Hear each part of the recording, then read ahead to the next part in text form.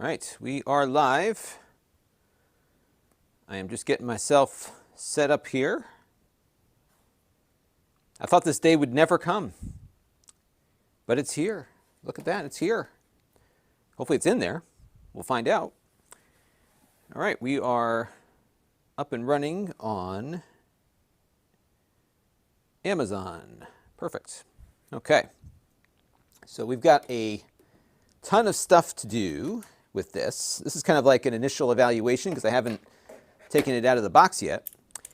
And we're going to be experimenting with the Steam Deck, not to be confused with the Stream Deck, which is a device that my friends in video work use. And let me just get my chat thing going here. And we'll kick things off.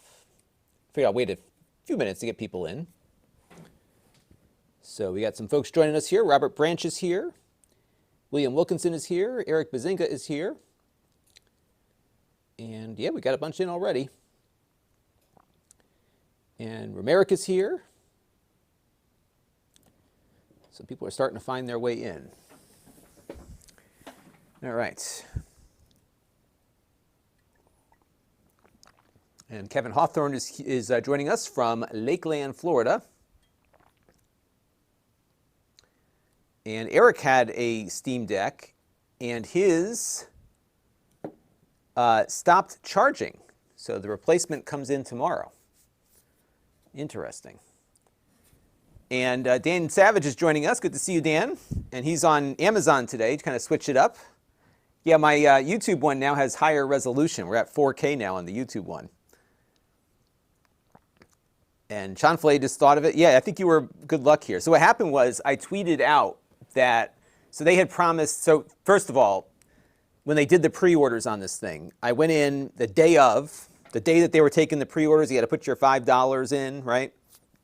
So I put my $5 deposit down, but I could not get the order to process all day. Like I spent a good part of that day, a year ago, trying to get this thing ordered, and I couldn't get it to take. So I didn't get in until like the very end of the day.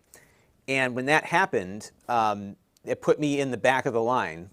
And so I was getting constantly, you know, on the Steam hardware page, you know, yours is going to ship by the end of June.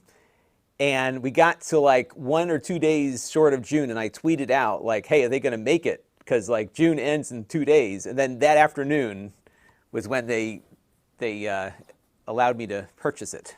So they're backlogged. It was like Eric had a charging problem. It took about a month to get a replacement. That stinks. Yeah, I don't think they picked the wrong time to launch new hardware, I think, with all the shortages. And and the other thing is like, what do I do with this? Because everyone has covered this thing to death. So I got to figure out what to do content-wise. But I have some ideas we're going to experiment in this video. Donald Newman is here, loves his Steam Deck. Well, that's right, it's Canada Day. Happy Canada Day to the other Canucks and all the Canucks on the channel from up north today. Umar is here.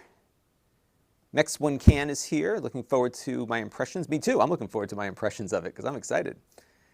And Gwen Dang is here. Thank you for joining us. And Jan is here. Yes, I finally got mine. And Frosty's Life is here too. Yeah, I'm excited to poke around in this thing. So you've got two things in the box here.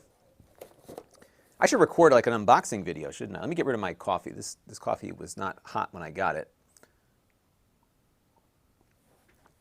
And we'll get moving here. Yeah, oh, by the way, this is the one with the 512 gigabytes and the etched glass screen. Hang on a second, let me just dump my coffee out here, and we'll get cooking.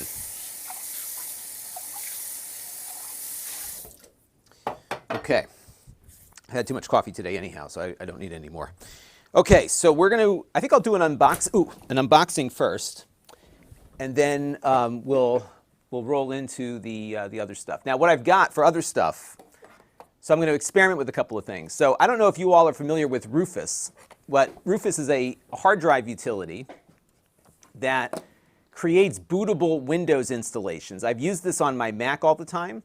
I don't know if it's going to work on the Steam Deck, and if it doesn't, don't give it away yet. We'll try it and see what happens. But I think it's feasible to boot Windows up on an external SSD. We're going to try it from that. So I've got it installed on here already. I tested it on a Mac. It did boot. So we're going to give it a shot and see what happens. And Gwyn says he's learned a lot from me. You're welcome. I learn a lot from viewers, too. It's why I do these things live. Hugo Craft tried to buy the 64 gigabyte one. And, you know, I suspect that this one was the most popular, which is why it took so long for me to get it. Lewis says, what games do I have for it? Which games don't I have? That's the other problem. I've got so many games on my Steam account. We'll see which ones work with it. I buy them when they go on sale, and then I never play them. So we'll have to see what happens here. But Homestar seems to kind of echo what I've heard from a lot of people, that it's a great system. And it seems like everybody's pretty satisfied with it. And Justin likes his. And Umar's on the Q3 list. And that's right, Greg M., not to be confused with the Stream Deck, which I also have. And Frosty loves the 4K. Yeah, we're going to, by the way, just so everyone is aware, I'll remind everybody when we get closer in. Right now, YouTube, for whatever reason, right at 55 minutes, drops the stream and then it restarts. So just be prepared for that break in the action as it happens. And Eric says that the standard turnaround time is 3+ weeks. Wow. Interesting. And Zaf says it's sick. Yes, I'm looking forward to playing with this thing. I'm sure there's going to be a lot of updates on this. And I'll probably do a bunch of updates on it, too.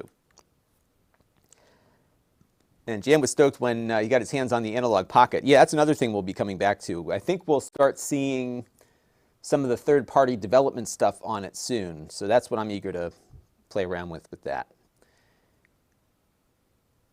Eric Bazinga had better luck on the payment system than I did. Yeah, it looks like... Oh, interesting. Okay, so if you had your Steam wallet, you had better luck. Aha. Interesting. David is here. No, we're just getting started. So we are in good shape. Yeah, and by the way, I'm seeing some comments on alternative tools. Now, the reason why I use Rufus is that Rufus can set up a Windows to Go installation, which allows you to run the Windows install off of an external drive. Now, Microsoft has dropped support for this, so I don't know if this is a legacy option that remains in Rufus or not, so we'll find out when we go to boot it up. So that is kind of where we're going to go with that. All right, so what we're going to do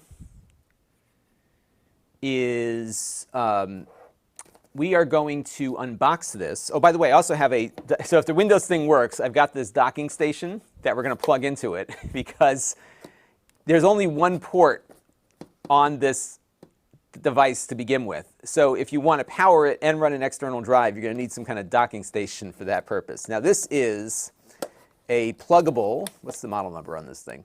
TBT3UDZ. And the reason why I like this one, it's expensive, but it works with Thunderbolt computers, but also USB Type-C, and it automatically switches. And it's one of the few docks out there that has a choice of video outputs for both ports. So you can only output 2 displays out of this, but you can do, 2 DisplayPort or 2 HDMI or one of each. It's kind of open on that. It's got a ton of USB ports. It's got gigabit Ethernet on it. Got more in the front here. It's like really, really well equipped. Roman is here. Hello there. Yeah, we're going to definitely give Windows a shot. And if I do get Windows working, I really want to see if I can get vMix. And I want to see how it works as a production tool. So we'll have to see how that goes. All right. And Eric recommends getting a 1 terabyte micro SD card. That would make sense, wouldn't it? Probably some of the older games would work well on that. And CF542 says, glad you finally got it. Yes, finally, after all this time. So I'm going to record an unboxing video, and then we'll boot it up and see how it runs. So we're going to put the unboxing video on the Extras channel. So that is the plan, at least in my head. Steam Deck unboxing is what we're going to call the video. So we'll get that logged in here. One thing that's happened since I switched to 4K is that my video raw footage takes up a lot more space. So I have to continually, I used to like clean out the old stuff like maybe once a week or two, once a month or once every 2 months, and now I'm doing it like once every couple of days because these are huge files. I have a terabyte of storage, but it's, and I've got, see I have some old projects that I didn't want to get rid of, that I did some client work, so I didn't want to erase some of these older ones, so I've got about 400 gigs of just like stuff that I'm holding on to, so that's part of my issue here. All right. Yeah, one eternity later is when we got it. Okay. We will give it a shot here.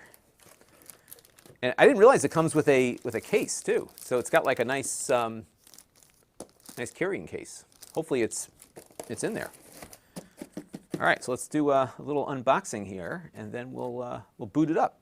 And it says that you have to, in very clear language here, you must plug it in before you get started. So we will abide by its terms and conditions here before we boot it up. All right.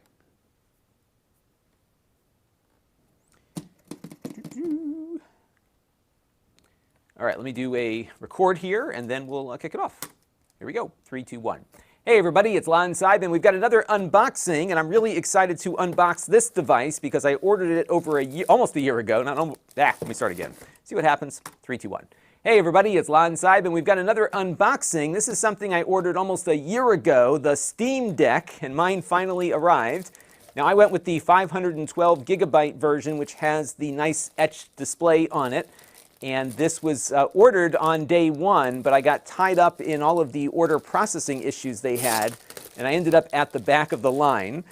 So we are going to unbox mine today, months after every other YouTuber has done it. But I figured, hey, it's going to be new to me, and some of you don't have one yet, and probably are curious as to how it functions. So we're going to unbox the 3, 2, 1. I'm going to start off on me here, because I coughed. People don't like coughs in videos, so I'm going to just do a cut point here.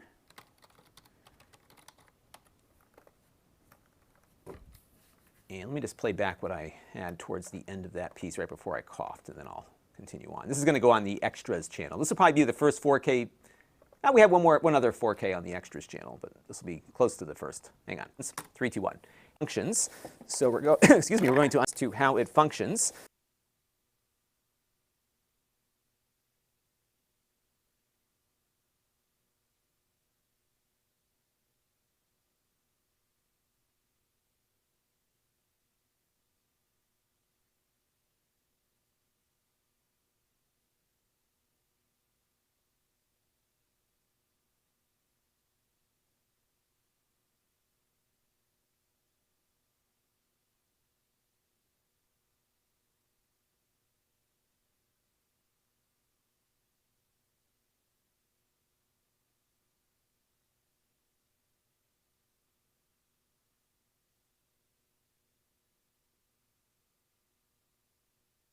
I was muted. Let me try it again.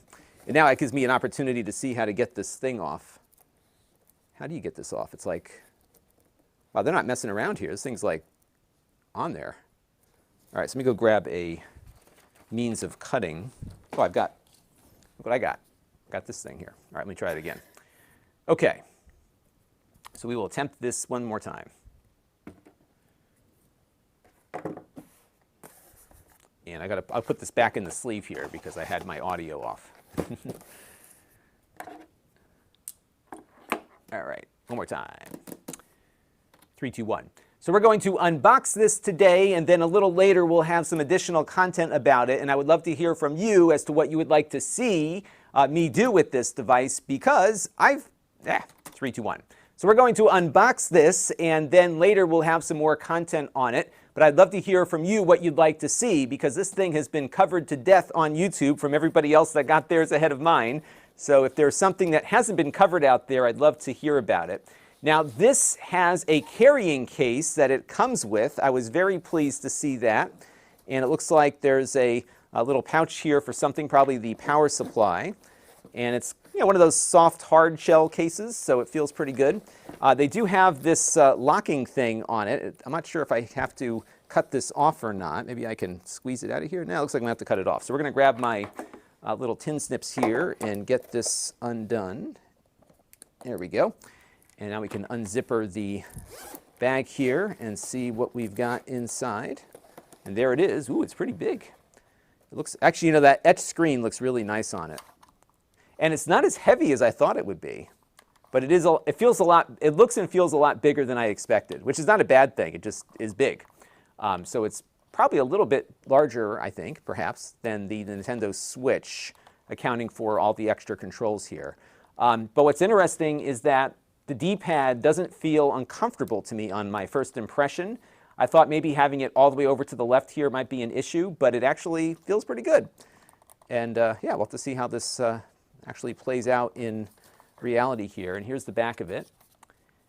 So you have some buttons down here as well. And then on the bottom, you've got a micro SD card slot. And I'm live streaming this right now, and a couple of viewers suggested getting a nice big SD card to run additional games off of it. And then your USB Type-C port is here at the top along with a headphone jack. This is the only I/O port on the device.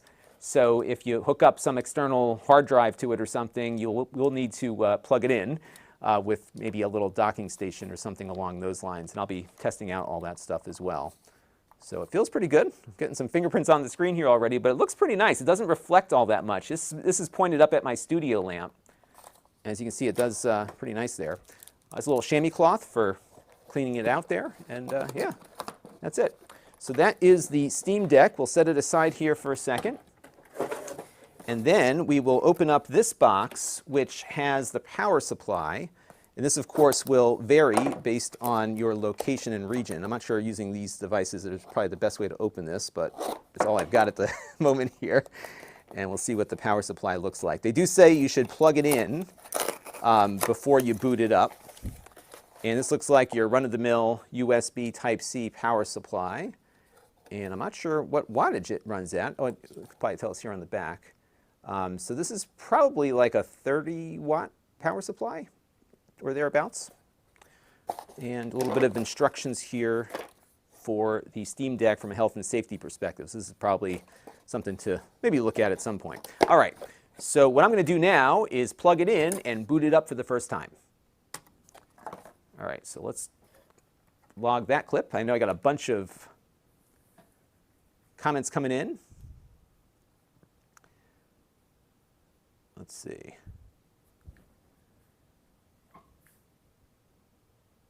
And JA007 said it's not coming to the UK until, yeah, I'm sure they've got a really hard time and a huge backlog trying to get that filled. You, Craft, had to cut yours. Oh, good, so I guess I did the right thing. Now, Chris Allegretta has had one, so I guess it gets heavier the longer you hold it. Yeah, it just feels lighter to me than I expected. I was expecting something like much heavier. But we'll have to see after I hold it for a while. But you can see just how large it is in my hands. So I think the one advantage that I have over some of these other streamers is that I have the ability to show you what it looks like in 4K. Would you like to see another angle of it? Ooh, pretty. Now I need a Steam Deck stand. But the glass feels nice. Like it's not that reflective. So I guess the other models have a more reflective screen. And this one has, certainly it'll bounce light off of it, but it seems pretty good there. All right, so let's get, yeah, I will say that my first impression, Travis, is kind of along your lines, is that it does feel bulky. And I guess it's the usability that will determine how I feel about it. But it's definitely larger. I'm getting nervous with these things being near the precious Steam Deck here. All right, so let's get it plugged in. And Roger P. has a question. Is it an LCD or an OLED? It is an OLED. Sorry, it's an LCD, so it's not an OLED. And it is running with a newer AMD processor. I forgot exactly which one it is. So it's going to be a little faster, especially graphically, than some of those ones we've been looking at lately. So like it'll outperform the 4800Us and the 5500Us, I believe. What is it, Zen? What's the architecture on this one? I forget what they said it was. All right, so just beeped. And let's do a little angle here. All right, so the plug goes in the top, just so you all know. 3, 2, 1. All right, so it looks like it is booting up now. And I'm very pleased that I went with the higher end one with the etched display. It looks really nice. It's not very reflective, as you saw. And we'll just wait for it to boot up. And I would imagine this first boot is going to take a while. My big regret or gripe so far in just thinking about how I'm going to be using this over time is that the USB-C port is on the top of the unit and not at the bottom, which I think might make for a more complicated docking scenario. But we'll let this thing boot up, whatever it's doing, and then we'll come back and see what the first steps are to get it set up. All right, yeah, I share Chris's concern with this, is that with the plug on the top, I think it makes it a little bit more difficult. David S. and Roger P. are asking, is it better than a switch? I think it's a matter of what you want to get out of it. You know, so if you were looking at, let's see, unboxing, and then this is going to be boot up. I think if you were, I think the game selection on the Switch is pretty much as extensive. It's more powerful than the Switch is, but I think it's a matter of what kind of games you want to play, really, is what it comes down to. And here's a few other comments here. So Moray's had it since March, and at first loved it, and then hated it, and then fell in love with it again. Yeah, it's kind of like, I think it's one of those things where it's got its limitations, and it's trying to do portable gaming the way that, yeah, let's see. Let me get my time zone figured out here. I got to connect it to my Wi-Fi also. It is a touch display, so that's good. I'm very happy with the way this non-reflective display looks. It looks pretty good. All right, so we have a update, of course. So we'll let that do its thing. It had about, I would say, 2/3 of the battery in the tank.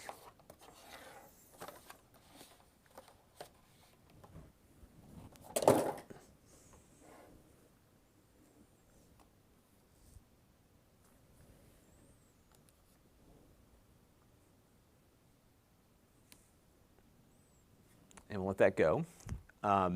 Now, also, by the way, I've got my Windows laptop here, which we'll be using. So this is my Surface. By the way, I'm very happy with this laptop. This is my Surface Laptop Go 2. And this is pretty much, it feels the same as the old one. I did a review of it just recently. It feels the same as the old one, but it is much quicker. It just feels quicker. And you can check out my review of it. But I've been using the Surface Laptop Go as my Windows computer for a while. And when I upgraded to this one, I like it a lot more. Like, it feels faster, because it is.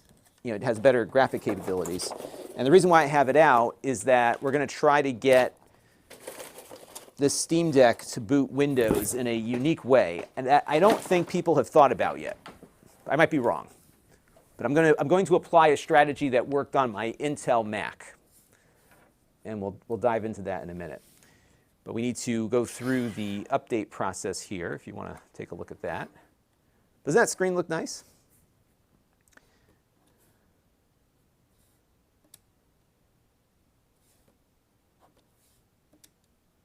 I thought I might be able to go through the setup here, but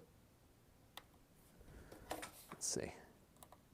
Yeah, it's not letting me do that.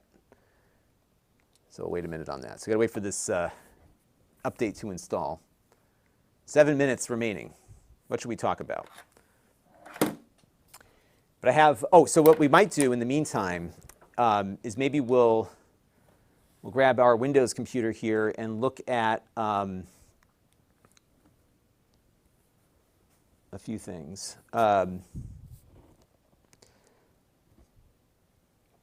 What I wanted to look for is the drivers. So this will not work with Windows 11 yet.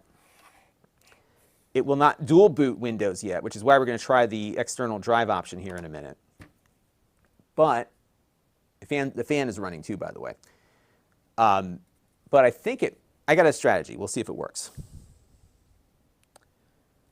CF wants to know, do I plan to do a SD card with it? Yes, I will probably get one for that. It's funny, I haven't had much time to play the games that I've been buying over the years. So we'll see if I get any more time now that I can do it handheld, right? I've got a huge Steam library. And I feel like such a poser because I have a huge library of games that I've never played.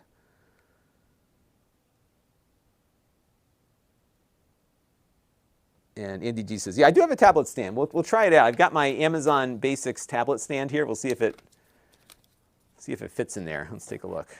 I think it might. Oh, yeah. That works really well. How about that?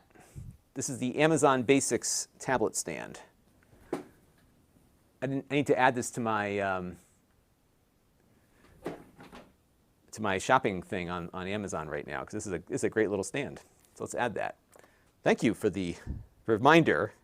I had it out for another video that I was working on. So let me add that to the mix here. This one's $10. And you know what? I've had this for years. It's like solid and it doesn't break. So I just added it to the stream here. Okay. There we go. Yeah, and David S. on Amazon is saying that they have a bunch of VR games on Steam, which they do. Although I probably wouldn't recommend this as a VR. I guess some people have had some success with it, but I'm not sure it's going to be powerful enough to do, decent VR. JA wants to know, how does this compare to console gaming? That's one of the things that we'll have to see.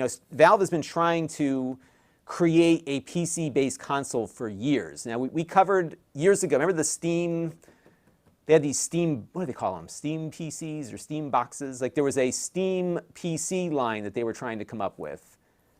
And it just didn't take hold. They got Alienware to make one. It was a nice computer. It was like custom designed for the purpose of being a living room gaming PC. But it never quite got there. Valve has really struggled to get hardware that works as good as a console would. And it's a tough market to break into. We talked about this a few weeks ago in one of my wrap-up videos. Now, the operating system on this is a custom version of Linux. It's based on Arch Linux, I believe. So it does not run Windows. It runs a version of Linux that Valve has been working on called SteamOS. And I guess it's based on Arch, and it's been around for a number of years, actually since they came up with those mini PCs. And I think Chris Allegretta's mom is watching. By the way, I was at something where there was a live stand-up on CNN, and I called my mom, and I waved to her, and she saw me on TV. It was really funny. And I think Anderson Cooper made fun of me that night.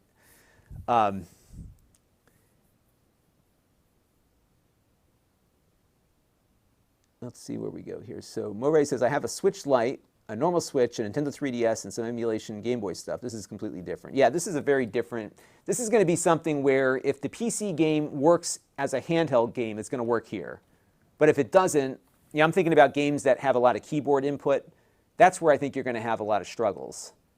Because you really can't hang much more off of this thing because it's so big, right? Because you can see it against here, I'll pick it up again so you can see what it looks like. So it is large and in charge. And it's the control area is what makes it as wide as it is. Because you can see they have these control pads here, which have a haptic motor on them. And Valve puts these things on all of their hardware. This was on the HTC Vive VR stuff. Oh, here we go. Ooh, it's got stereo sound. All right, so we need to sign into my Steam account now. And then once I do this, I'll pick up the video where we left off. the unboxing video. So give me a second here.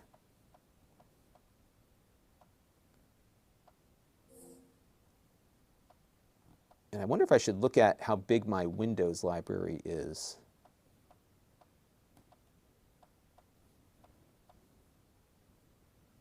If I got the right password. Yes. Okay. Steam Guard is sending me a thing here.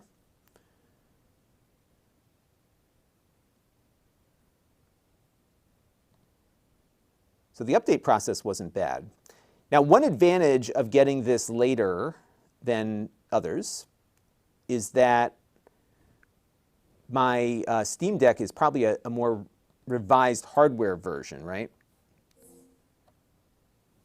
And I will say that so far, the interface here feels very nice. Like it's got a real mobile feel to it. All right, let's see if it lets me in. Here we go. Welcome to Steam Deck. All right, let's jump through it. Okay, so where did I leave off on my last clip? We left up. Okay, off on that. Okay.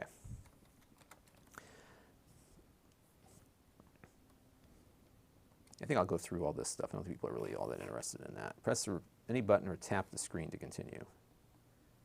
Okay, have fun. Well, the cool thing is the game I just bought is on here. And how dangerous is it that this stuff is coming in like right now? All right, so where is my library? Let's take a look. So I just want to see exactly how many games are compatible. Okay, so Great on Deck is 50. And then I have 267 games total. But I guess it doesn't mean that the game won't run, right? So that's...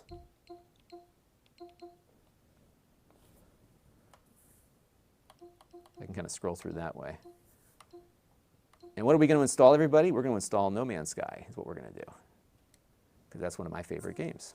So let's install that. Yada, yada, yada. And I'm assuming, because I'm installing the Steam version here, that this will...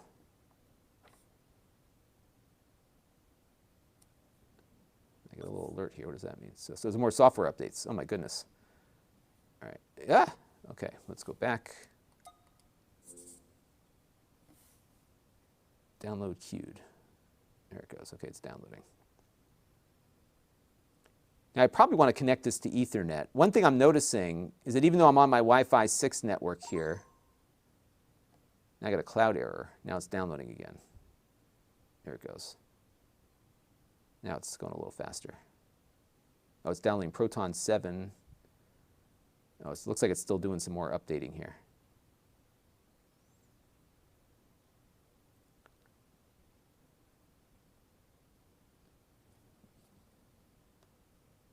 Okay.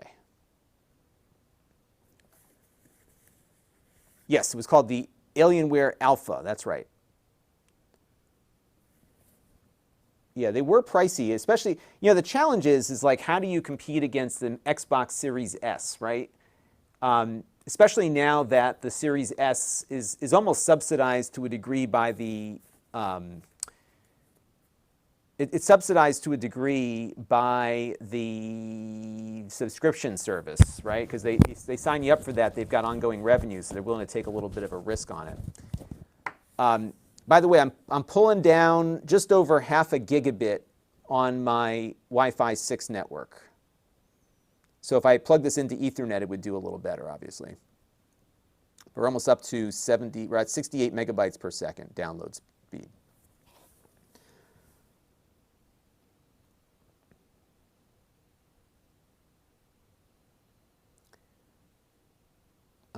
VidiHQ wants to know, can you do GeForce Now on this thing?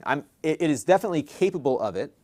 I guess the question is whether or not the app exists, although you could, if it has a web browser, which I presume it does, you could do that.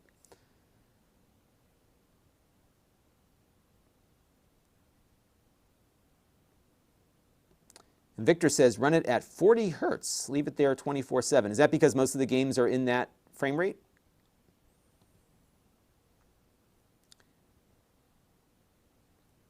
Let's see here. I'm just making sure. I'm missing so many comments here, folks. I apologize.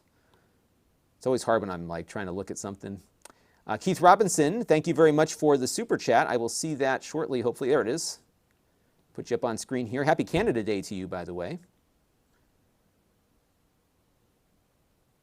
Mark Smith says, will it support? Yes, it has an on-screen keyboard, so that will come up when you need it.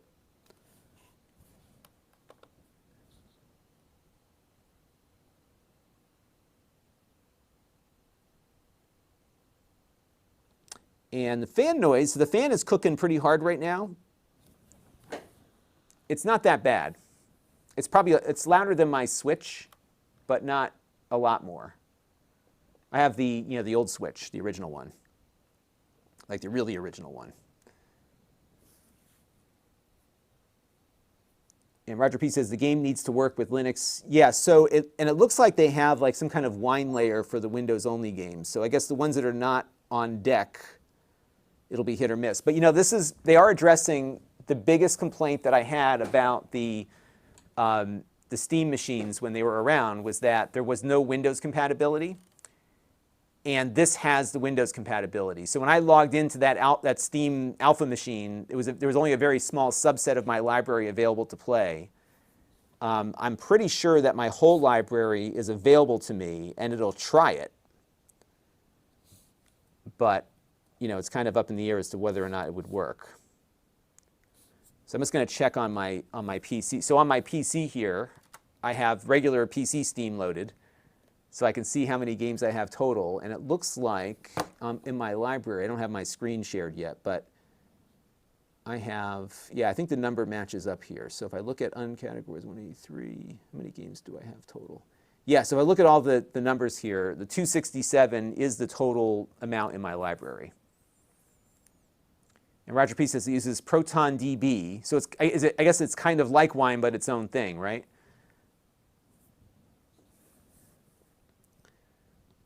All right, so this is now finalizing. And No Man's Sky, I believe, is ported to the deck. So this is one of the games that it says is great on deck.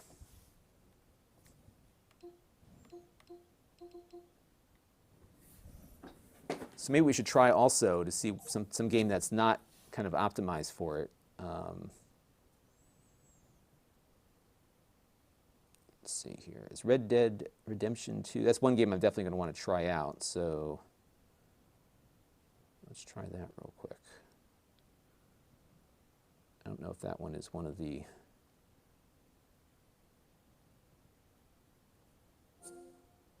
So this one is not certified. So I do want to install it and see what happens. Yeah, this game is playable. Oh, interesting. So maybe we'll use that as an example when we go through it all.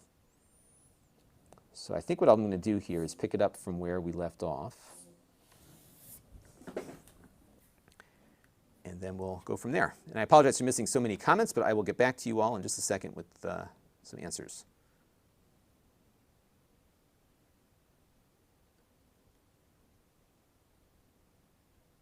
And Mike Stevenson says that you can also get the Epic Store. Yeah, I guess they're going to be kind of open as to what you can do with it.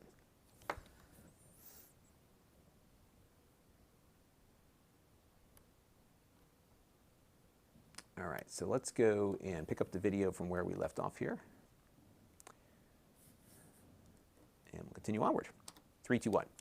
All right, so we got it booted up. I had to put in my Wi-Fi and log into my Steam account, and then it did an update, of course, and now we are at the home screen. And what I did do was install No Man's Sky here, which will boot up in a second. And then if you go into your Steam button here, you can get access to your whole library. Now it tells me that 50 of the 267 games that I have on my Steam Deck are great on deck. And these are games that have been kind of certified, I'll go over the top here, are kind of certified to run without issue on the device. Now this is just my library, it's not inclusive of all the other great on deck games. And I think you can search through the Steam library, even on a PC, to see what's great on deck. But one of the issues that I had years ago with the Steam machines that were running the first iteration of SteamOS was that most of my library was inaccessible because unless there was a Linux port of the game, it wouldn't run. They've rectified that here. So if I go to all games, I get my entire 267 game library available to me. But not all of these are going to run well. And when you pick a game, and we'll pick up Red Dead Redemption 2 here, which is towards the bottom of my list. By the way, this is a touchscreen too. If I go over to Red Dead Redemption 2, this one is not certified. And if I hit install here, it's going to tell me some of the issues I might run into. So they're saying the game is playable, but the launcher might require something additional to get things running, and some of the text may be difficult to read, but it's otherwise runnable. So that's something that we can install. I'm going right now off of my Wi-Fi 6 access point, and I found that I was pulling down about 70 megabytes per second, which is a little bit over half a gigabit, although this Wi-Fi 6 access point can go a little bit faster than that. But still, it looks like the Wi-Fi is pretty well tuned. And then, of course, you could plug an Ethernet device into the USB-C port here if you want to get a little faster, especially if you have a gigabit connection or greater. But it looks like we've got ourselves a pretty cool library here to explore, and I've got a lot of learning to do about this new system. But before we go, let me boot up No Man's Sky and see how it runs. Now, I may have misspoke there because I think 70 megabytes per second is about the max that that supports. So I'll have to look at that. All right. And some added information about Proton. It's a fork of wine focused on gaming. Specifically, not all games listed great on deck are Linux natives. They can also be games for Windows that have been tested. Oh, okay. So they really then addressed, I think, the biggest problem that kind of existed with the Steam OS previously, because that was my biggest gripe with it. All right, so I really like the etched glass.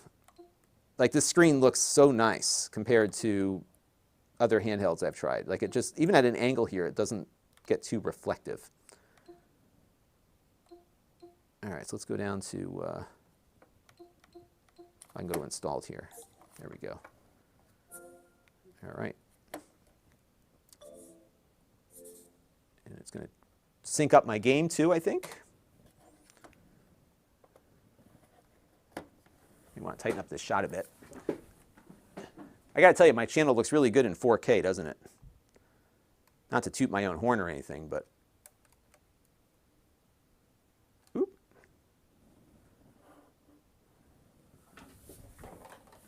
All right, looks like we are up to date. And VR we'll try later. This game will use the official layout, starting launch. And JJ Mark can't wait to run Referee Simulator on this.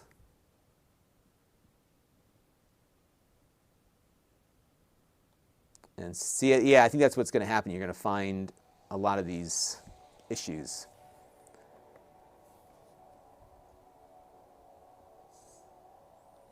I have Papers, Please. I like that game. Although they really start like tricking you towards the end of it, don't they? And there's like a lot of different endings there. Roger P says, will this work with new AAA games? It should. I think it's going to depend on, you know, all the issues, right? Like how much compatibility is there. All right, so, ooh. Now my control sticks don't work. Usually I can use the control stick here.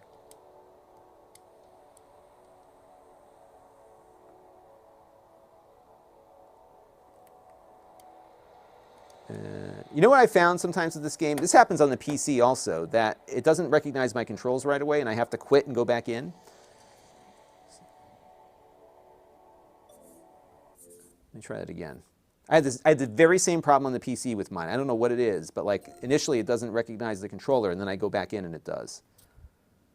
Which leads me to think that this is not a Linux port as much as it is a Proton kind of thing, right?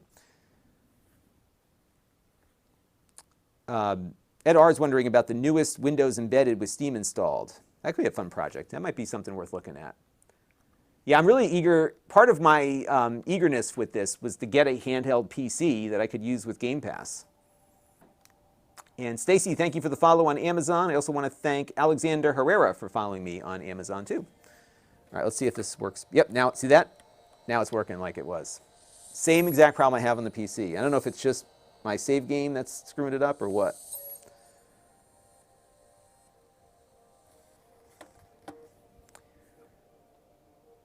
And Eric, yes, I do have a Discord. I think if you go to Lon.TV/Discord, you can join the Discord that we have, and I would love to get your feedback. And Jassy loves the 64 gigabyte one. Yeah, everyone seems to be pretty happy with that. I mean, you can't beat the price, because that is like right where, like that's where this, if you were to mass market this, that's the price to mass market at.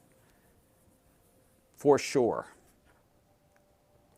Roman says this reminds him of the Dreamcast joysticks. Yeah, it is very similar to those, isn't it? It feels a little nicer than those. It's not as stiff.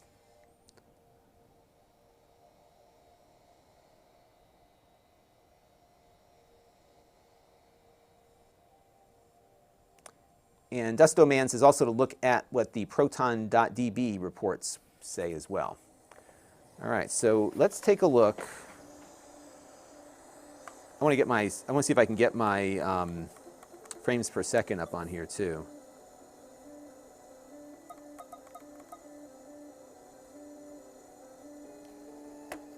I'm not sure where that might be.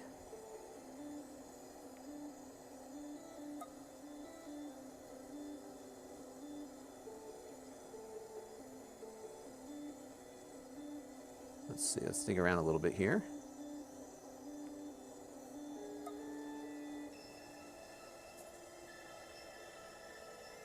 So maybe somebody can tell me where the frames per second, if there's like a Steam overlay kind of thing. Because I would love to get the frames per second on this right now. I'll turn the brightness up a little bit. It's got a night mode. It's got adaptive brightness. I'll tell you, it does feel like a really polished piece of hardware. There we go, quick settings. Maybe it's in here. So notifications, in-game, also my usual stuff, right? Controller, screen, haptics. Here's the battery indicator. And what is this? Performance overlay. Ah, there we go. Perfect. Aha! Look at that. That's exactly what I wanted. CPU, GPU, frame time, and the frames per second. I'm assuming that's what that means. So that's, okay, there's that. And there we go. Okay. We can go like bonkers with this thing. Look at that. Holy mackerel. It'll stick to this. Now, I haven't adjusted any settings here. I'm just going off of the... Oh, this feels great. Look how nice this runs. I'm assuming we're at, what, at 720p? Is that the resolution it's at? Let's see, graphics options. Yeah, standard, and then video options. Oh, 1280 by 800, all right. It looks spectacular. Uh-oh. I got to do my suit power cells here. Let's see. Exo suit. All this maintenance. Let's go over to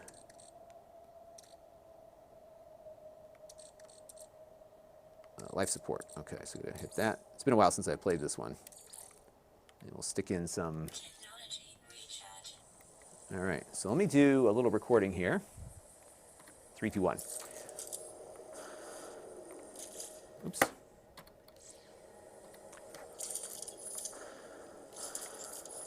All right, well, we got it all booted up here, and I gotta say, this runs wonderfully. Now, I just went with whatever settings it was running with by default, and on its 1280 by 800 display here, it is running pretty much at a solid 60 frames per second with No Man's Sky.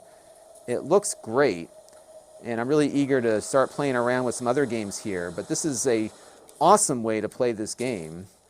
And the controls feel really good so far. We'll have to see how this feels in the hand after a longer period of time and how the battery does over that stretch as well, but it's running really, really nice here. And I found a lot of the AMD-based mini PCs that I've looked at tend to struggle keeping up this frame rate, especially on the planet in No Man's Sky, or on a planet, because there's so many of them. But it does appear to be running great, and it's kind of fun to get this level of PC performance out of a handheld. So I've got a lot more to explore on this. I will say I really like the etch display that comes on the 512 gigabyte unit. It's not very reflective, as you can see here. It looks good at different angles, and I'm really eager to see how this looks at night. But so far, I am very, very pleased with just the overall look and feel and the initial game performance. But we've got a lot more on this one coming up, so stay tuned for that. And until next time, this is Lon.TV. Thanks for watching. All right, that'll do it for the extras channel. Do a little teaser, right? And then we'll kind of go from there. Michael's wondering about the fan noise. You know, I have a hard time with fan noise on the channel, and the reason is that what I interpret as not offensive fan noise, others take exception to.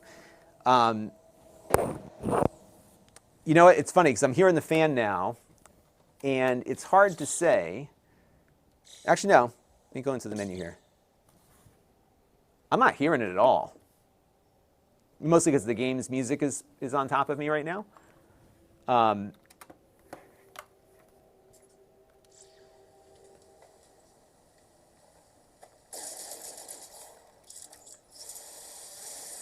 Yeah, I'm not hearing it at all here. It's pretty quiet as far as I'm concerned. I mean, the game itself is pretty noisy, so.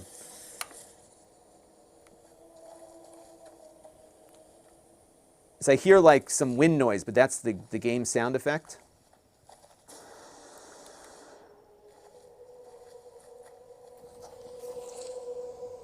It's definitely blowing some air out the top. Some hot air for sure.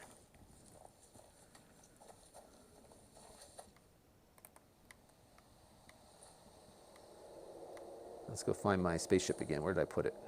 Where's the spaceship? Is it behind something? Let's see. Look up on here. Where did we park? Yeah, it's one thing I'm noticing. The little logos are really tiny up there. So I'm having a hard time finding my spaceship. Let's see, it must be over this way. Where did we park?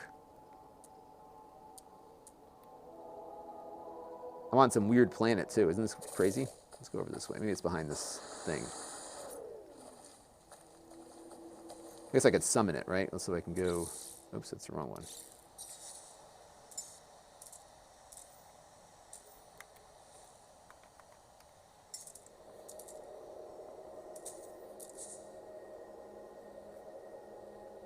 I can't, actually my ship can't be summoned because I'm out of fuel. Oh, it's up here, there it is, okay. Let's take a look, see if we can find the ship. And in a second here, we'll boot up my, my drive and see if we can get it to load Windows up. And before I do that, we're gonna need to grab the Windows drivers.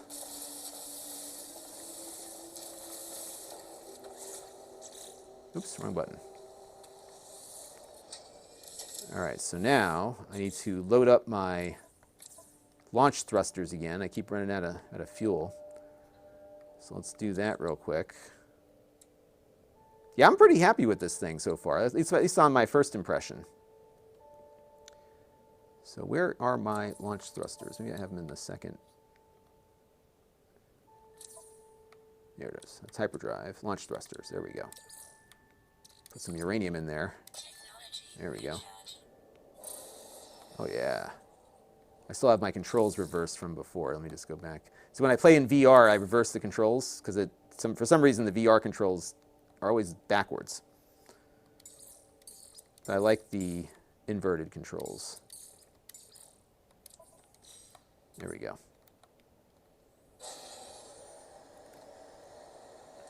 Oh, you can hold Steam button and L1. Let's try that.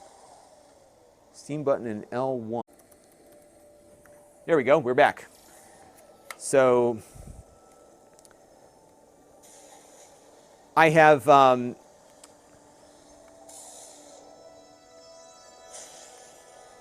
we should be back in a second, everybody.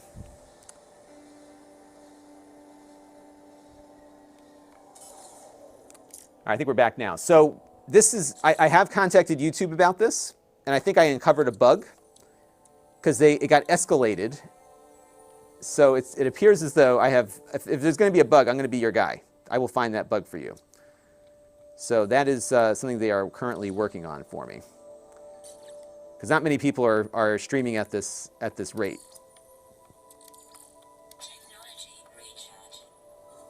All right. And the Steam button plus L1 is to crash the Steam button. But yeah, the 55-minute glitch strikes again. So what's been happening is that every 55 minutes, or at least the first 55 minutes on YouTube, we get dumped out. It's rather interesting. All right, so we're going to land on the planet here. And then we'll leave it for a few minutes and see if we can get Windows to boot up on this thing. I'm really eager to see that. That's what I wanted to play around with today. And then I will get some opinions on the rest of the stuff. And I don't know what it is, but like I can stream this game on my phone, right? With GeForce Now or from my gaming PC with that Backbone controller. But something about just running it locally on the device just feels right.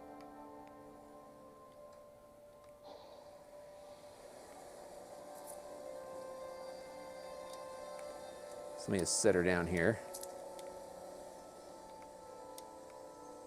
I wonder why I'm not landing. Too high to land. All right, let's go a little bit lower here. Maybe it's because I don't need the internet to do that. I don't know.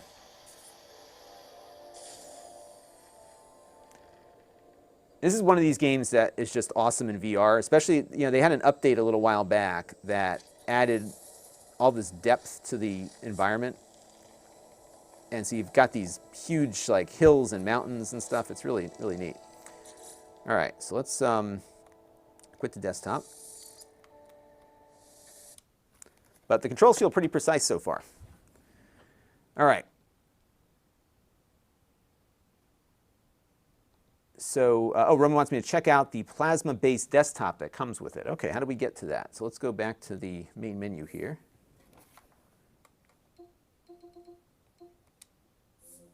All right, so I'm on the desktop here. So where is the plasma desktop? Or is it like an L1, LR1 thing? Recommended.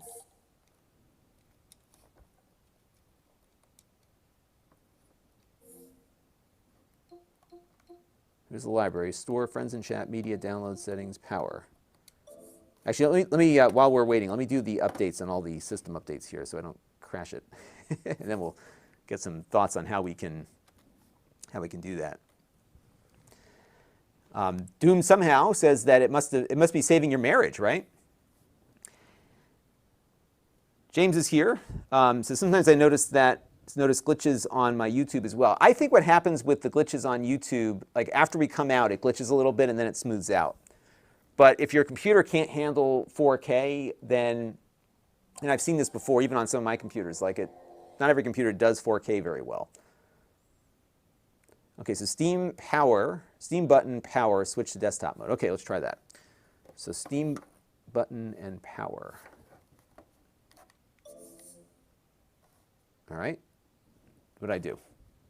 Oh, it looks like I didn't do it right. I turned it off. Try it again. All right, so Steam button.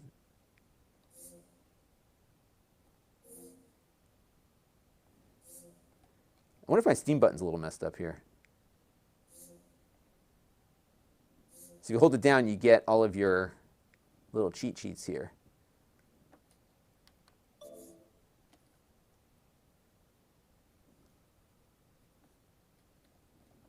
Or I got to select it. Is that what I have to do? Let's see, because it just keeps turning off when I do this.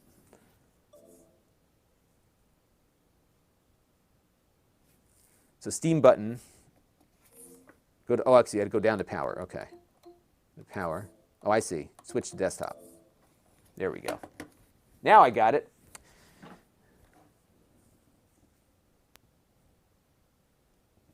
And let's have a look. Oh, cool. Oh, it's got Firefox on there too. And I can use, so that's like a right click. Oh, I see, this is the, oh, I see. Okay, so this is like a right click, and then this is a regular click. So So I just loaded up the Firefox browser.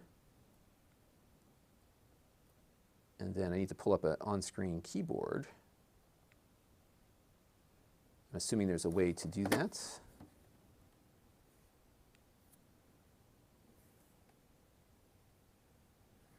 It's almost like they designed the whole desktop interface. You know, one thing we should play around with is maybe installing this on a PC and see how this works as a PC kind of thing. How do I get the keyboard up? This little guy here. Show hidden icons. Application launcher. So that's kind of like your. So if I go in here.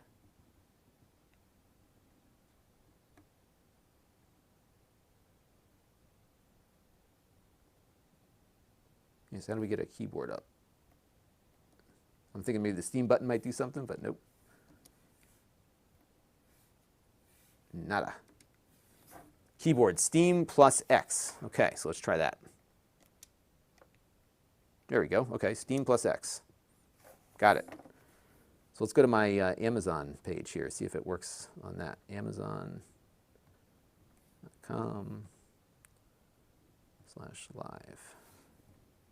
Enter.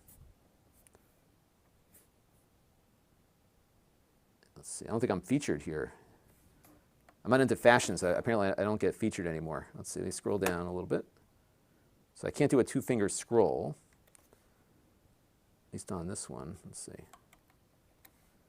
I got to grab the. Yeah, it's a little flaky. I would like to be able to. I guess I could do this, right? Nope. Nope. Ah. Yeah, I think they got to do a little work with the touch screen here to make this a. This is drifting a lot. Here we are.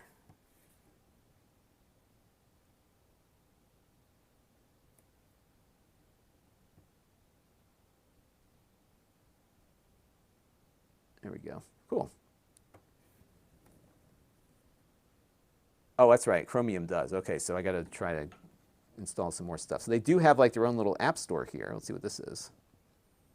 So is this like the whatchamacallit, like the Ubuntu store? Let's see if Chromium is in here.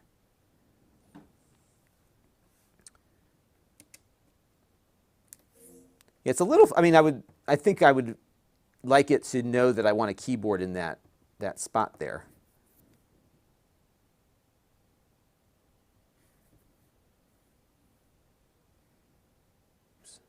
Ah, yes, it's really like all over the place. Let's go back a little bit.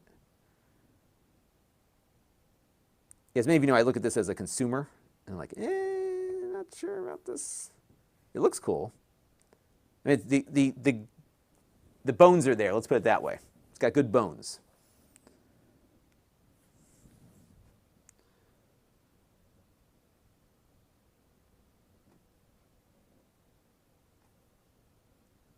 All right, so let's try it with Chromium. So it's installing Chromium now.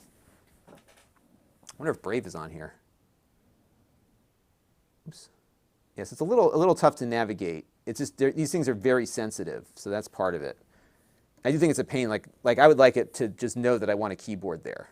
It's like, oh, he's in a text field. Let's put a keyboard up. That seems to be pretty common UI these days. But I don't know if this is. I don't think designed as a touch operating system. Oh, Brave is there. Cool. We'll install that one too. I'll fill up my drive with all this all these web browsers. Install. Darn it. Because the other one's going.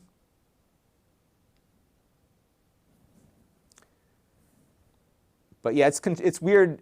The desktop interface is weird on this. Brian says it's flat pack only.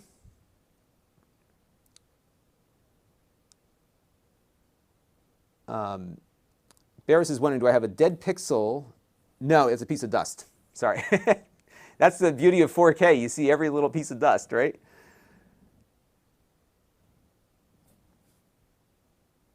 Okay. Well, there you go.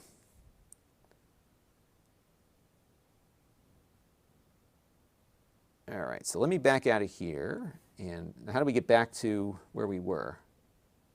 I'm assuming if I restart, it'll take me back to the regular interface.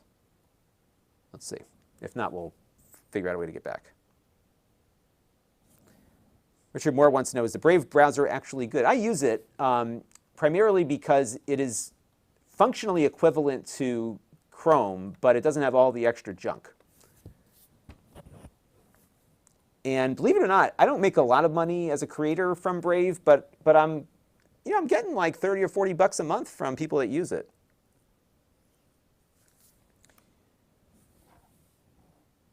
Oh, back to Deck shortcut on desktop. Okay, so we'll go do that once this reboots. Now, the other thing I want to look for, Windows 10 Steam Deck. So now let's get into the Steam Deck Windows stuff. So let me get my other view here and show you what I'm looking at. So we've got my Windows computer here. And let me zoom out a little bit. My gosh, it's 3:30 already? How did that happen? So they do have a pack of drivers available. And there's a Steam Windows resources. So what I'm going to do is I'm going to take the drive here. And I highly doubt if any of this is going to work, but I'm really curious. So I'm going to attach this drive. And I'm going to download all of these drivers, which I have to use in order to do this. Now, what they're telling me here, I'll try to get this on screen for you, is that you cannot dual boot yet, which is why I want to try this external drive thing and see if it's going to work. And we have to download the APU driver, which is updated as of June 16th. And we're going to put them all on this drive, which is bootable. I already set this up with Rufus earlier. And if this works, I'm going to do a video about it. And you'll see what I'm trying to do here in a minute. So I'm going to download that. I'm going to download the Wi-Fi driver. I'm going to download the Bluetooth driver. I'm going to get all these drivers installed here. SD card reader driver. And get the audio driver 1 of 2 and 2 of 2.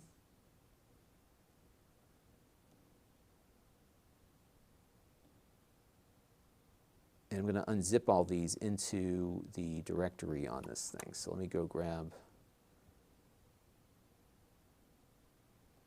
this, and we're going to create a folder here called drivers. And I'm replicating a process that I did with my Intel Mac years ago that worked, surprisingly, and it worked really well with Rufus creating a Windows on-the-go thing. And I don't think it's supported anymore, but I got this drive to boot with like the most recent version of Windows 10 on a Mac earlier, so I'm thinking it might work, but I'm not sure. All right, so we got all these drivers here. I'm not sure which one is which anymore, but we'll just, let's extract all these here. And I want to extract these while I'm on this computer. And we're not going to have an on-screen keyboard, I don't think. We'll see how far we get.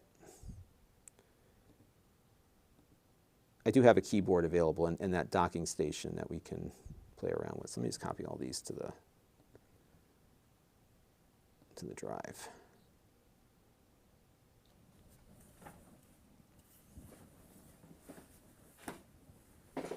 And I'll come back to your questions here in a second, folks. Let me get my web browser up on my production system here.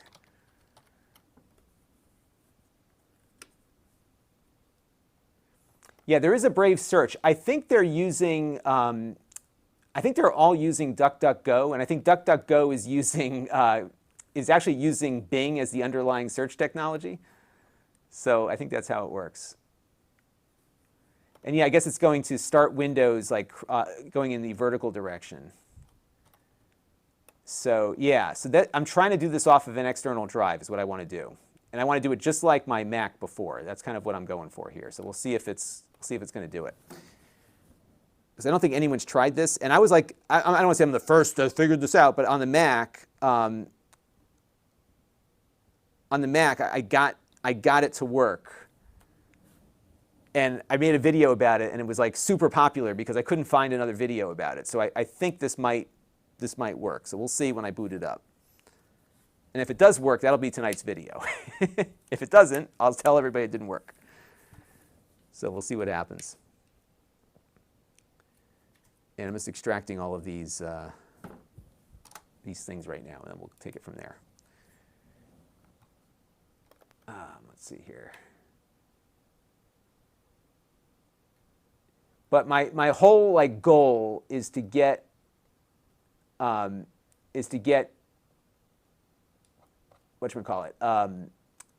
Pass working on it.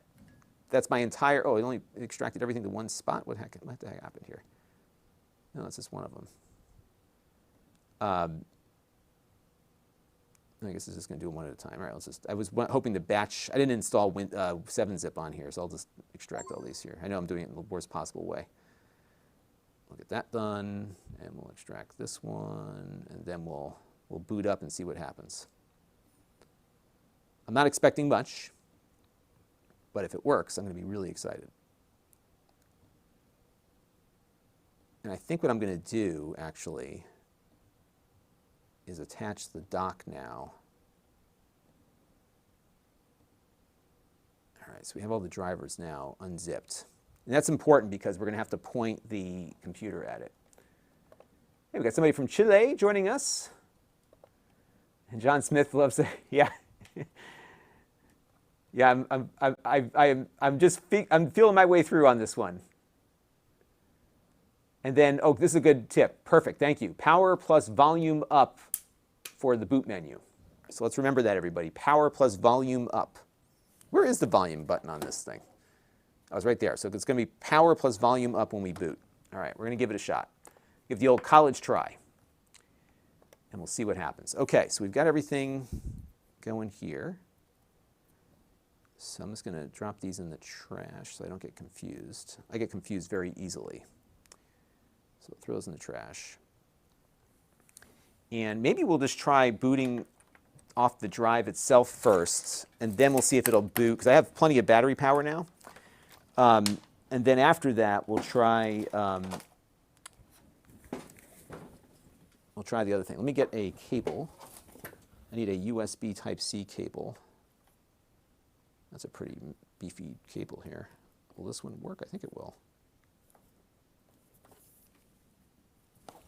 Yeah, let's just try this one. I think this cable will do it.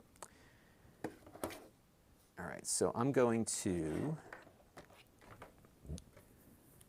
disconnect this drive. I'm going to leave that. Actually, I'm going to leave the screen up here because we're going to need to refer back to it in a minute. And I am going to eject our one-touch SSD. And let's see what happens. So now we've got the drive here. Now I know this boots because I booted up a Mac with this earlier. So we're going to plug this in. And we're going to get my fancy schmancy tablet stand out here. All right, gonna do this. Do this. And I'll pull my chat window back up so I can chat to all of you again. Hey, Meatface is joining us on Amazon. He was here the other day. There we go. And let me tilt the camera down a little bit here. I'm actually glad this came on a Friday because I got most of what I wanted to get done this week, so I have time. I don't feel rushed. And yes, I mean the recycle bin. That's right. Okay. And yeah, I think we'll be stuck in low resolution, undoubtedly. But my goal is to, maybe we should, Well, we'll see if it detects the Bluetooth driver, because then I could get my keyboard connected that way and at least start from that. Because the goal here would be to be able to access this while I am, okay, let's see if it recognizes. This is an NTFS formatted drive. So what we're going to do now is go to the power menu, and we need to hit steam and power and volume up, right? Was that the command? All right, so let me shut down. We're going to start from scratch here.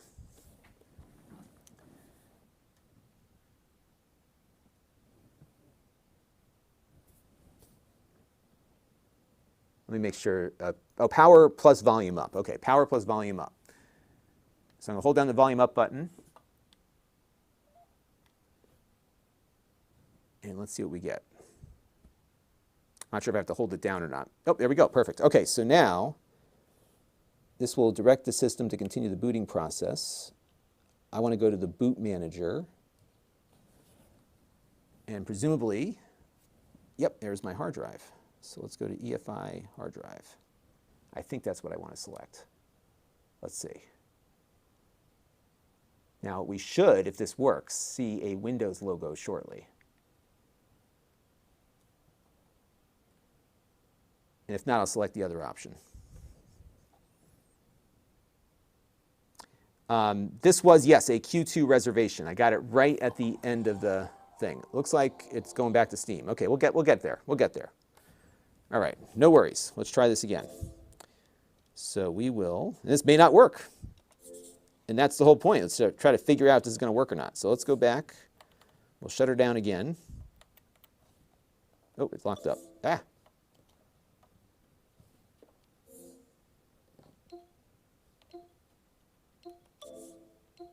Okay, so we'll try this again.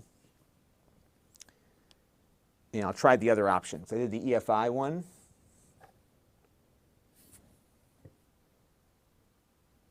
Okay, so now I'm going to hold down the volume up and hit power again. And I'll just hold it here until I get that option again. It does detect the presence of the drive, so that's good. All right, so let's go to, so we did this EFI option before. We did this one. Did I, or did I do this one? Oh, wait. Ah, I think I did the wrong one.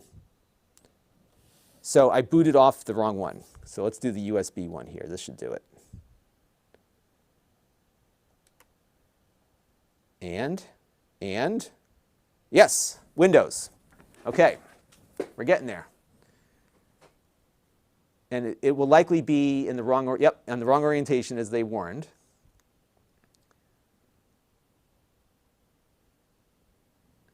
Okay, look at that. It recognizes the touch screen. How about that? Okay, we're getting there.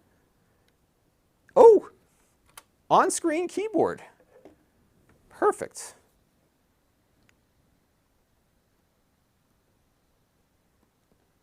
Let me get the right PIN number in. Look at that. This might actually work.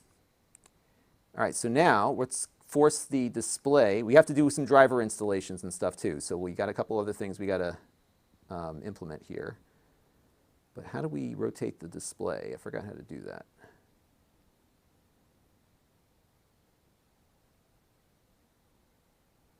Let's go to all settings and see if I can.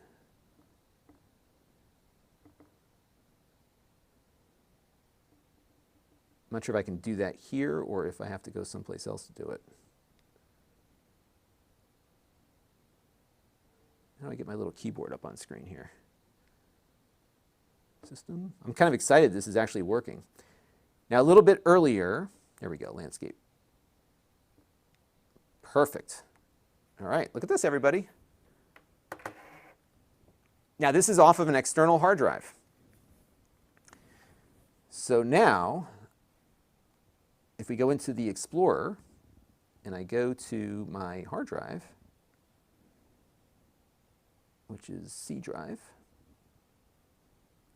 and I go to drivers, let's get the APU driver installed first.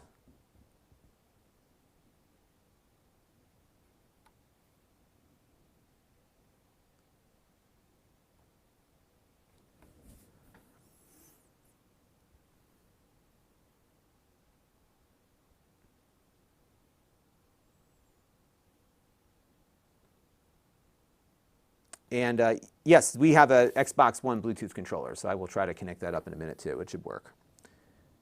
Okay, so let's just install. I think this is going to work. So the bigger question really, though, is whether or not it's going to work when I've got it working through a docking station. Because I'm going to need some way to get power and storage to it at the same time. And now that I think about it, I've got a dock with built-in storage that I should probably be using for this. But it is working. Meatface says that looks like a beast. Yeah, I think it's probably about as big as the Game Gear is. This is awesome. I can't believe this is working.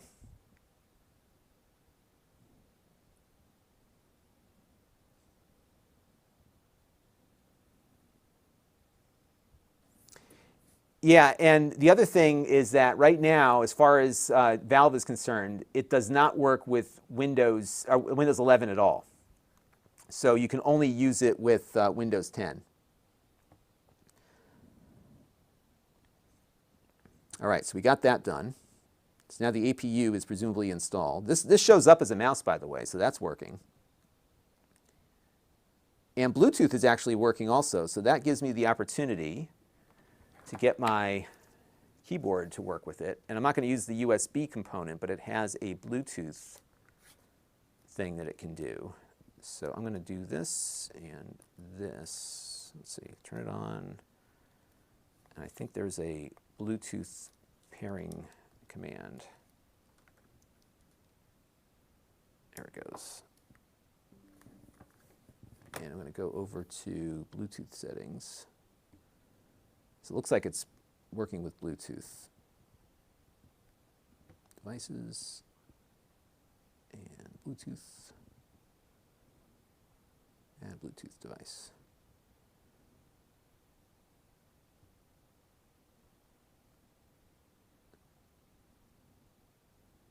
Yeah, emulate a switch. Yeah, right. Just because you can, right? That's what you should do. There you go. But you know, the reason why I'm surprised this is working is because this is booting off of an external drive and not requiring me to repartition anything. So that's because I was under the impression that, let me get this going here. I was under the impression that this was not working with, I think my other computer here picked it up before it did here. Let's see, there we go. Now I think it's pairing now. Let's see. Maybe the Bluetooth isn't working yet. Because this thing works as a Bluetooth keyboard in addition to a dongle keyboard.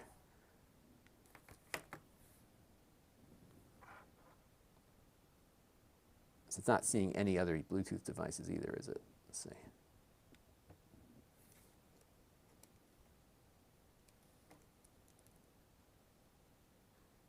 There. Oh, maybe I got to hold it down while I was trying to pair. Let's see.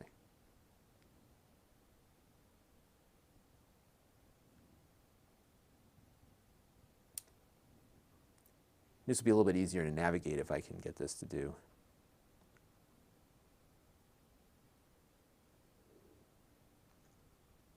See, I don't know if the micro SD. Oh, I see what you're saying. Boot it off of the micro SD and then run the games off of a solid state drive or something, right? Yeah, let's do the network adapter here and see if that might get us going. So we got that. Let's do the network adapter next. This actually works as an arrow key. So that, I'm not sure which one is the network adapter. This is, there we go. Let's do that one. All right.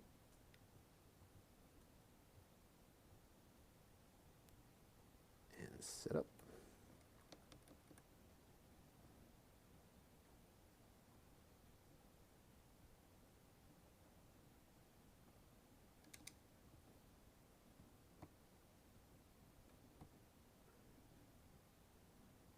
All right, we do the wireless LAN driver now. So it is a USB 3.2 Gen 2 port, so that'll presumably get us 10 gigabits per second. So I think we should be good on that front. But so far, so good. Yeah, I've never been a big fan of it either. You know, you never know, like, what is it in pairing mode or not? What the heck is it doing? Okay, so we're finished with that. And maybe we may have to reboot, maybe. Let's see. Oh, there we go. We got my Wi-Fi. Okay, so I'm going to connect to my Wi-Fi. And this is a fresh Windows ISO from Microsoft. So I think this Rufus thing still works.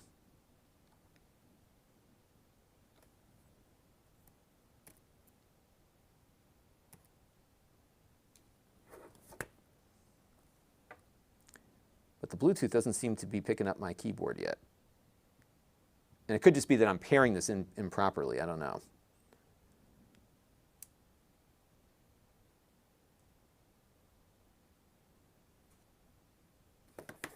come back to that. Let's see if I can get this going here. So it is seeing it on my other Windows computer, but not this one.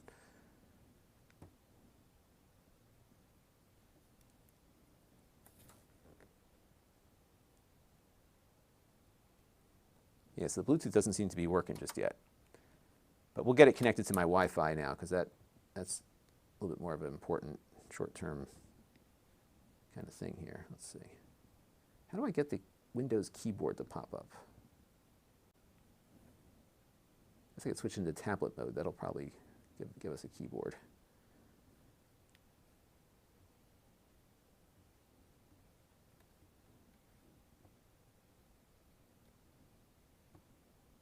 There we go. All right, so I'm going to type in my Wi-Fi password.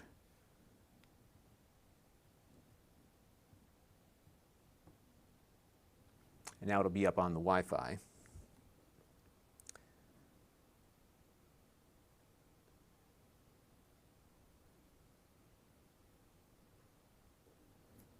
Okay, so we're connected to Wi-Fi, so that's working now.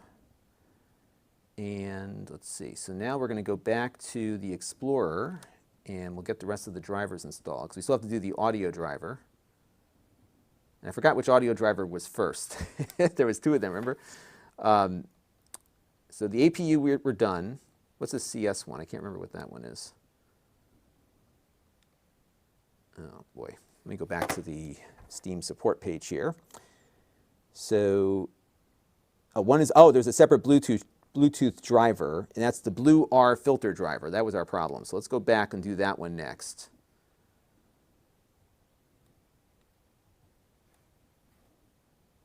Install driver.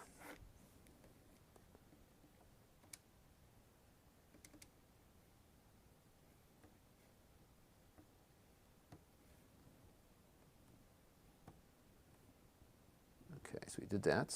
I don't know what happened. I'm still in tablet mode, so that's part of my issue here. So let's jump out of tablet mode and see if it did anything.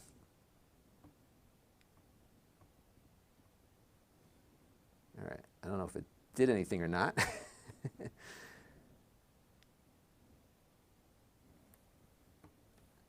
If not, we'll try it again in desktop mode here and see if it'll. Oh, yeah, it's working. Perfect.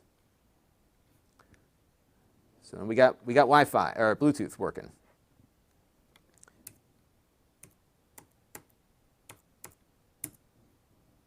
We're good to go. The mouse works now too. Perfect. Okay, so now we can get this thing up on its little pedestal here and get the rest of the drivers going. Oops.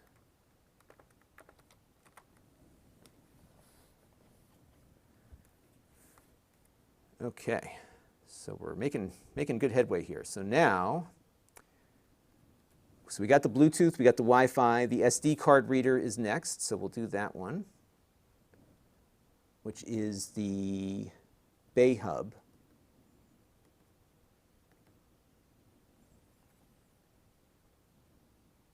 And we'll hit yes.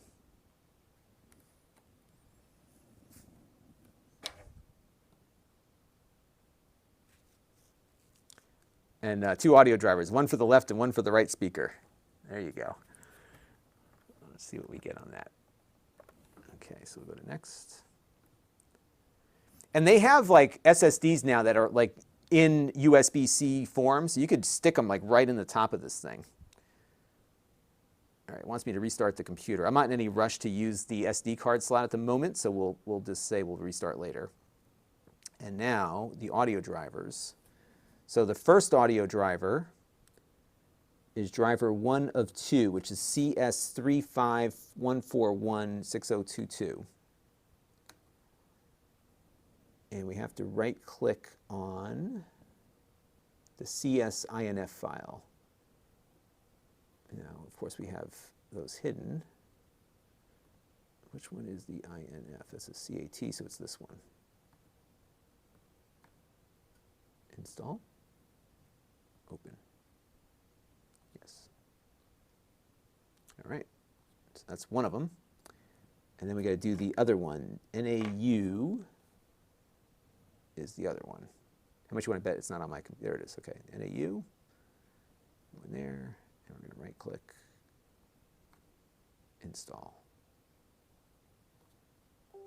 Oh, hear that? It's got sound now. All right. And I think we're installed. Unbelievable. So now, what I want to do next is I want to grab the Xbox app, because the whole mission here is to play Game Pass, right? So that is what I'm trying to do now. So let me log into my Game Pass account.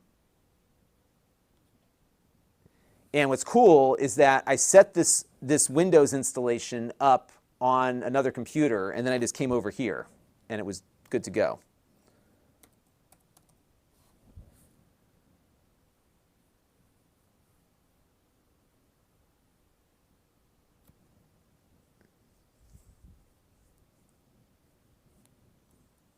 All right, let's play.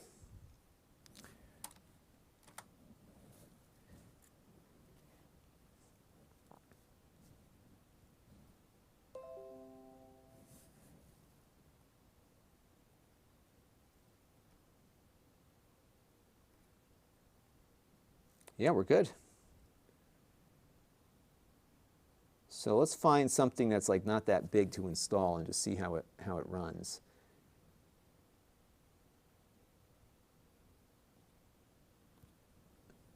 All right, so I got all these tabs on here.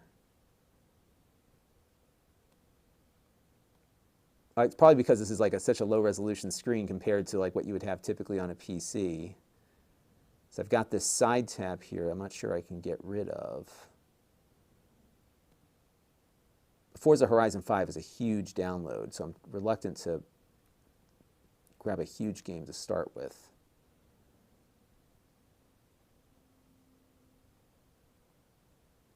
Yeah, so the interface is struggling a bit because of the screen size. Now let's see if we have any.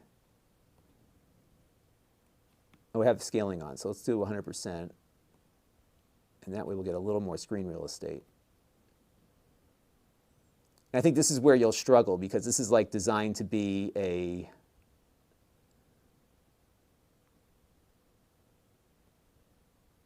all right, where's the Game Pass? Is Game Pass a separate? No, it's part of the Xbox app, isn't it? My games. Captured. Let's see. Maybe I got to update the app.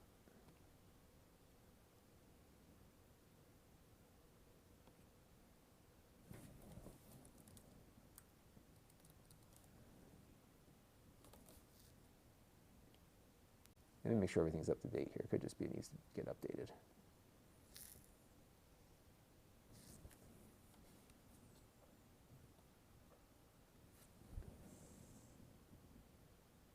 Ah, so this is a, yeah, so I think we just have to update here. Okay, so let's do that update. Yeah, I downloaded the most recent ISO from Microsoft, but it could just be that we need to do a quick update here. So let me go to downloads and updates. And it's probably a gazillion of them. So let's grab all the Xbox ones first here and see if we can get. Oh, the Xbox identity provider is downloading. Okay, so let's see, there's an update on the Xbox app here.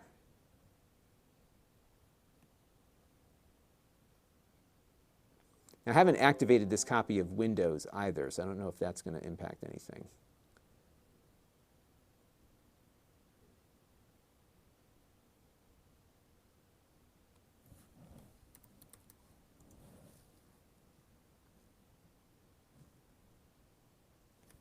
And yes, you can run Solitaire on the Steam Deck. Exactly. And Mark says it is a lot of work, isn't it? It'd be great if they had like a turnkey solution. I suspect that they're going to allow it, but not make it easy, right? Like that's kind of, I think that's probably their approach here. Okay, so if I go to the Xbox app, oh. So it looks like it was, yeah, it's got a, I would think that it would do like an update as opposed to like a full reinstall, but.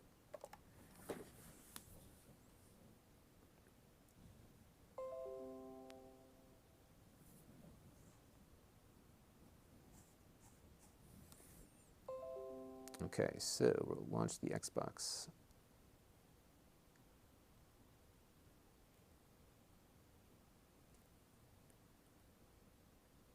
All right, so let's play. So now we're on Game Pass. Okay, so now we've got that working. All right. PC games. We'll try to get something that's not like huge, but still decent.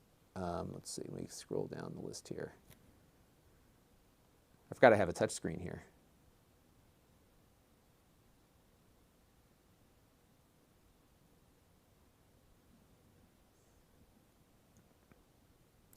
So Ben says you can launch Game Pass from the beta Edge browser, but that would just be streaming, right? That would not be installing, right?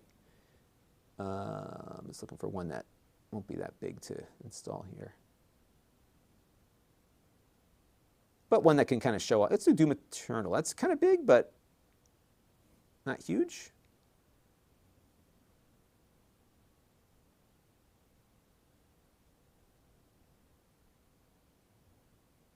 That one's like 50. That one's like 50 gigabytes. I think Forza 5 is like 100 and something gigs, right?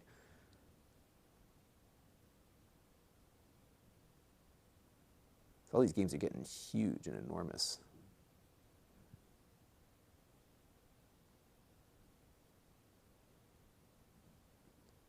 Let's see, Mass Effect. Oh, they have the Mass Effect remastered ones, right? But I also want something that we can get into really quickly and just start playing. And this is part of my problem. I get stuck with complete indecision whenever I load this Game Pass thing. I don't even know where to start. It's like there's so many games. Like, where do you even start?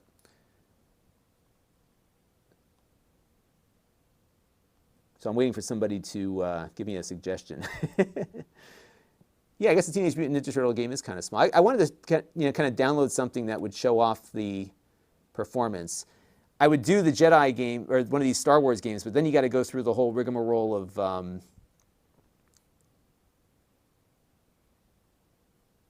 you got to install the EA Play thing or the Origin software. It's like a whole big nightmare on the PC.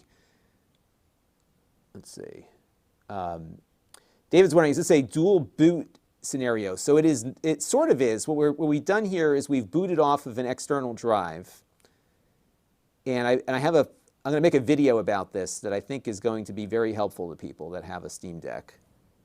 What's Mass Effect Legendary Edition? Is that the same one that's been remastered? That's EA. So if we do the EA, it's going to be a whole rabbit hole that I don't want to go down tonight. So let's go back. Let's just do one of the Doom games. How big is Doom Eternal?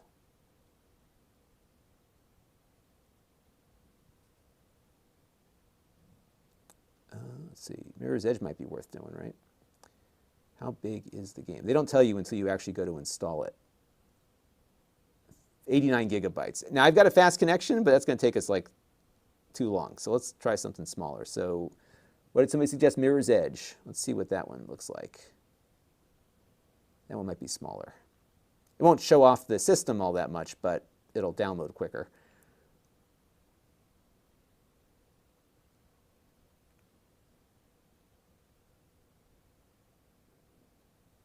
Oh, it's an EA Play game. We can't do that one. Because if we do that, we got to install a whole bunch of other software. I don't want to get into that right now. Let's see what other suggestions we have. Yeah, Doom Eternal is like 50 gigabytes, so it's rather large. Yeah, let's do Ori. Ori. This one is manageable. 3.6, perfect. We're going to do this one. So we're going to hit install. Hopefully it downloads it quickly. 3.4 gigabytes. All we want to do is just see if we can successfully boot and play a... Yeah, there you go, Flight Sim. I love Flight Sim, but man, does that thing take a long time to download. Yeah, so the EA games, the problem with the EA games is that you have to, on the PC, so on the Xbox it's easy, it just downloads, it installs, and you're done. But on the PC side, it requires a lot more to do. The good news, though, is that it appears as though my objective, which was to find a method in which I could boot off of an external drive with the Steam Deck and load Game Pass, so far has been successful. Oh, Ninja Gaiden's another good one, yeah. Commander Keen, Super Lucky's Tale. Oh, Super Lucky's Tale might be one worth looking at, too. Let's try this one first and just see how it does. And then we've got to really look into performance. And one of the things that I will run on this is, so once we get this going, we could get Epic Games on here in Windows, of course. We could run, we could actually run the Windows version of Steam, and like 3D Mark, which is something we run all the time, should work on that too. And I've got this neat, let me go find it real quick. So I have this neat dock, which I think might be the best pairing for this device. I'm not sure how fast the SSD is on it. Do I have it over here? Let's see.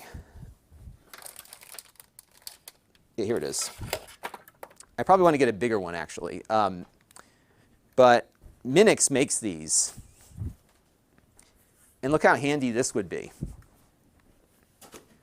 So this dock, again, this one's not big enough, but this dock has storage built in, but then you get power in, HDMI out, and 2 USB ports.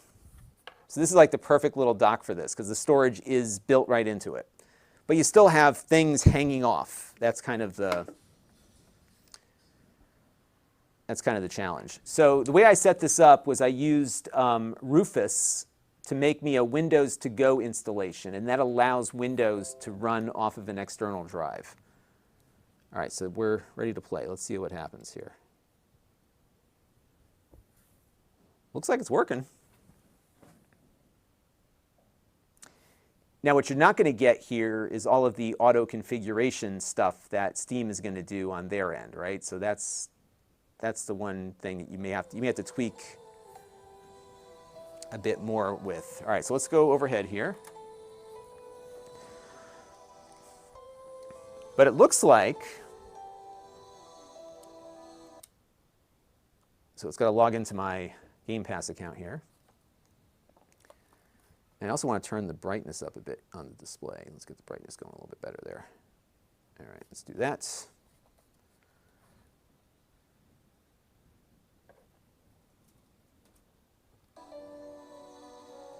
So it looks like it was able to validate everything. Oh, it doesn't detect the controller, though. Let's see. Well, it does the D-pad, but not the sticks.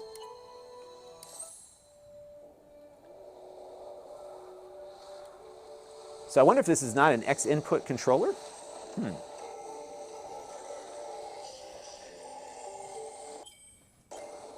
to see if I can skip this part. Just want to get into the gameplay. Seems to be running okay. Now, on Windows, if you pull the cable out, it will stop working. It'll just like reboot back to the Linux side.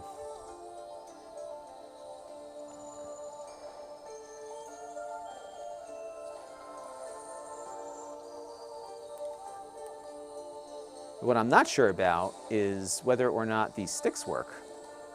Because I know this is not a D-pad only game.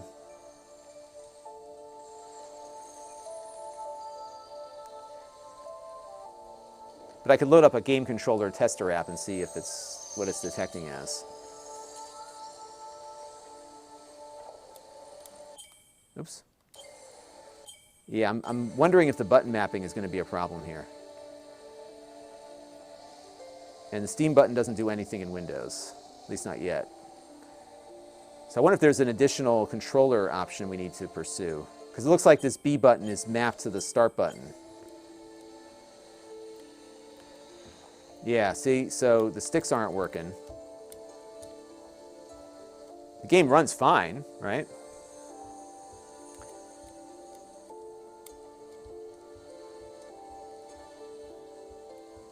But the sticks aren't mapped here at all.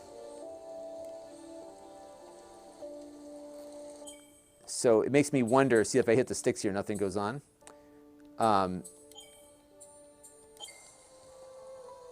So So I wonder what these are being mapped as, right?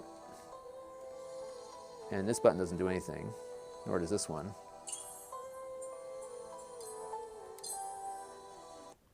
So I'm going to grab my game controller tester app that I like to play with, and that might give us a better insight on that. So let's go grab game controller tester and see.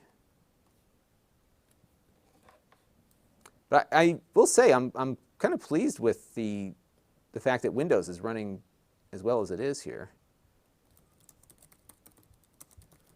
I suspect that this controller is not being picked up as an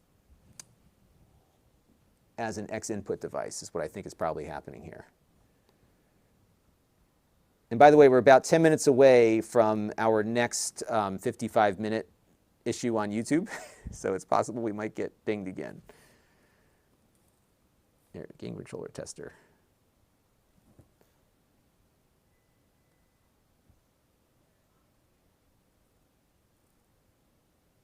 All right.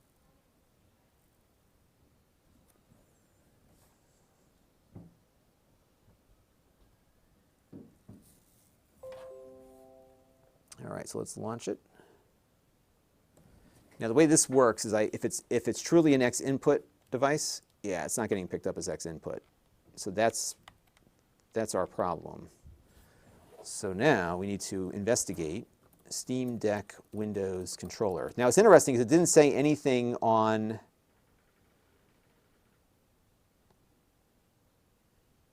the website about this. So I guess I could hook up my own Xbox controller, but that kind of defeats the purpose of having a handheld game machine, right? So let's take a look and see. So we're going to go back to the resources here.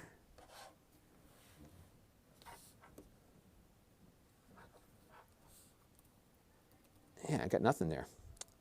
So maybe some of you might have some insights. Those of you, anyone running Windows with their Steam Deck? I'll have to see what we get.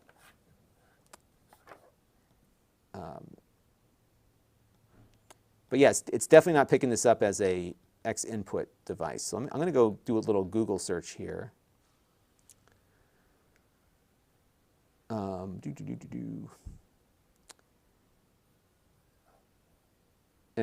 undoubtedly, there's got to be somebody on Reddit that's figured out how to do this. But it doesn't seem like it all works. But the controller, I think, is where the issue is at the moment. So Windows 10 Steam Deck controller. I'm just going to say not working and see what we get on that front. It looks like some other people have tried. Here's a YouTube video about how to get it to work on all. Okay. If you installed Windows on your Steam Deck, I did. wondering why when you installed Game Pass or any other non-Steam game, why the controller wasn't working, I'm going to show you why. So that was Game Pass. I have a few things. Okay, so here's a video. I'm going to give this guy credit here. This is the funks. What's actually happening here is that Windows sees this as a mouse. Ah. So you would need Steam installed number one to be able to, when you play this game, Steam then invokes the Neptune controller and passes a global Steam controller. There is a new version of this called Glossy, which is the global Steam input. I started off using Glossy first, and I've created per profile stuff, but it was crashing when I first started loading. So I had to backpedal to Gloss itself. And you can see that little button right there, add all to Steam. When you say create new, you're going to go ahead. Okay, so I see what the problem is now. So, yeah, all right. So the issue here is that this is being picked up as a Steam controller and not an X input controller. So there's a utility called Glosk, and that will do the mapping. So that's what the Fox here says I should be doing. So I'm going to give him some credit in this video I'm going to do. This is getting infinitely more complicated as we're working our way through here. So I might just stick to... The good news is that this Rufus thing is working, so that's good. But it seems like there's a lot of shoehorning here to get this to work the way you want. So we're going to credit the software here. So yeah, this Glosk, I guess, puts in a software layer. I don't know if that's going to add any lag to the mix. but that's what we want to use. So I'm going to put that into the mix here. And I'll give credit to the Fox. He posted this back in March. So I don't know if things have changed since then, but I need to do a little bit more research on that. So what does the Fox say? So he says there's a utility called Glosk, and he says Glossy, yeah, so he says that Glossy doesn't work, so that's why you need to use Glosk instead. And yeah, so if you want it to just work as is, then that's the way to go. If you want to use Game Pass, that's kind of the that's kind of where we need to be on this. So I'm going to have to dig in a little bit more on that, but at least we figured out that part of it. So let's go. Let's boot up Microsoft Edge because it's the only browser I have on here at the moment, and go find. Yeah,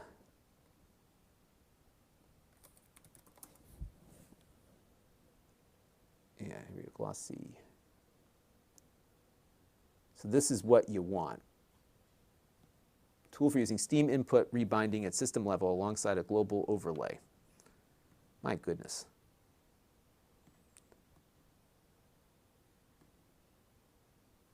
So this is what you need to get the X input compatibility. What this is not, a replacement, okay. Glossy consists of, so I think we should probably try installing this real quick. Let's see, let's go to, is there a release section? Sponsor packages. Do I have to build this from source or something, or can you just download it? Snapshot builds can always be found here. I don't know if I want a snapshot build as much as I want one that functions.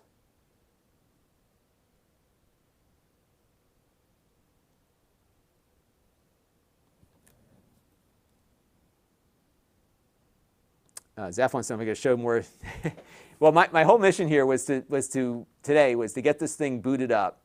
And honestly, like I said, for me, I'm looking for things that others haven't done yet. And for me, I also was curious about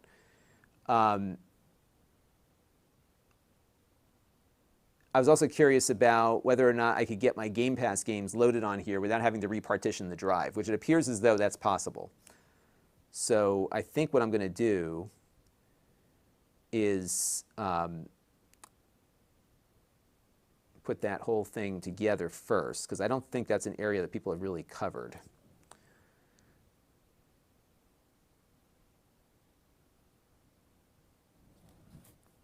But yeah, it would be great to see Game Pass come over to this, because I think that would be a really awesome, useful thing.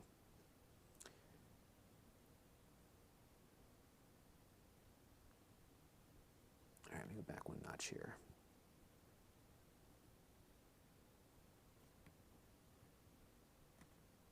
So it looks like they have like a nightly release thing here. I was looking for like a stable version. I don't know if I'm asking too much.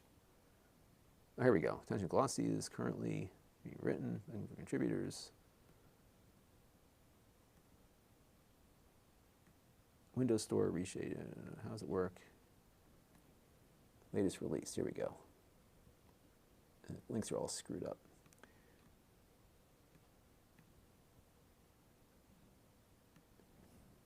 Yeah, so my whole thing was like, how can I get my Game Pass games to install and run on here, right? That's kind of what I was after.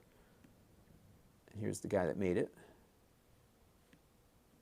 No oh, it's not even ready yet. Okay, so you have to download one of them. Yeah, so it's in its own unstable kind of situation here, and that's just for control button mapping. So I guess if the game allows you to remap the controls, you can do it, but it's not currently seen as an X input controller. So that's it. And Graham used Glossy with his Steam controller to run Fall Guys. Wasn't too bad. And now we know why. Yeah.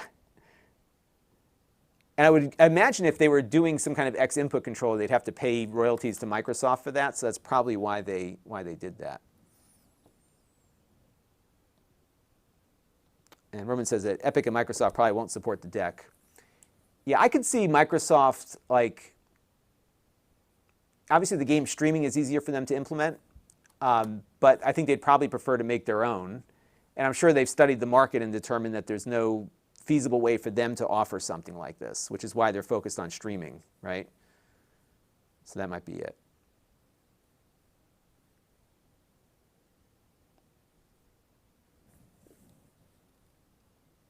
But yeah, I think it works pretty good. But yeah, I think we're in good shape here. So I'm going to do a little bit more experimentation here. And I actually do have to get rolling in a second or two. But I think this has been a fun exercise to try to figure out what we can do with this thing. Because again, I'm looking for content that I can do that others have not yet done. So that was what I was after with this, and I'm really pleased to see that it does in fact work. So I think that's going to be the focus of my first video about this. JSLO wants to know how much is it. So this is the 512 gigabyte version with the etched screen, and this one is $600, and then the entry level one is $399. And I got some new followers on Amazon, Kato Bato and JSLO. Thank you for joining us. Yeah, so we were doing a little science experiment today just to figure out if we can boot Windows off of an external drive, which I could. So that was exciting. Let's see here. We got a few other questions here. Now, there's no camera on this, by the way, so you can't do your Zoom calls on it. And the other thing I wanted to see is, hey, let's try this real quick before we go. I don't have to install more stuff. I was going to say we could install vMix on here and have it run as a little video server, like a little production machine. That would be kind of fun, too. JSLO wants to know, this is similar to the Microsoft phone. This is very different. This is actually a handheld PC, and a pretty darn powerful one at that. We were playing some games a little bit earlier, and it works great. Yes, we did get the Bluetooth drivers working. You have to install them from the Steam website that they have all the drivers on. And it's this one right here. And there's a Bluetooth driver right there that you can install that on. By the way, I love this little laptop. For portable Windows, this is like the best portable Windows I've had in a long time. I really like this little laptop. And it doesn't need an external drive to boot Windows, right? So that's and the Microsoft device runs. So you know what's funny is the Surface interoperates with Linux better than the Linux-powered Steam Deck interoperates with Windows, right? Roman's expecting some good mic input. Yeah, I'm looking forward to it. Yeah, the mic, I see, looks like it's got two mics here right above the top of the screen. And you could, yes, you could totally hook up a USB camera to it. And this is the Surface Laptop Go 2. And I just reviewed this recently on my YouTube channel. It is not quite as lightweight as the 12-inch MacBook, but it's a 12-inch machine. And if you watch my review of it, this one has an 11th generation i5 with the Iris Xe graphics, and it's not half bad for gaming. Like it's on par, pretty close with a lot of the AMD-based laptops. It's not as powerful, believe it or not, as the Steam Deck is, though, which costs the same. With, I think, how much RAM does the Steam Deck have? Is it 8 gigs or 16? I don't even remember what it has for RAM. Let's see. It has, 16 gigs. Wow. Yeah, it's got a custom APU. 16 gigs of RAM. And then I've got, because I have the driver installed, I've got this is running in Bluetooth mode right now. So this does have a dongle you can plug in, but it also works as a Bluetooth keyboard. So I've been running it with that. So it's pretty good. All right. Well, everybody, I think I'm off to a good start on this. If you want to see more gaming on this, leave a thumbs up. And email me a few games you'd like to see. Maybe we'll do another stream with it as we work our way through it. But yeah, like I said, today's mission was to get it set up, play a game on it, see how that does. And then the next step is going to be a how-to video on how to do what I just did here. because this actually worked better than I expected. Dizzy says, I can edit a video faster on the Steam Deck than his main. Yeah, I think the graphics capabilities on this thing are better than you might think. And it is, of course, dual channel, which you would expect and hope, right? I guess you can't upgrade the RAM, but it's pretty cool. And more memory than a base MacBook, that's very true. More memory than my Windows laptop here, too. Absolutely. And to go super meta here, I'm also going to install Steam and the Epic Game Store and everything else on here, too. And we'll get the Brave browser going, get all my stuff. Oh, is this the right one? Let's go back. That's weird that there's like a separate address. I didn't like that.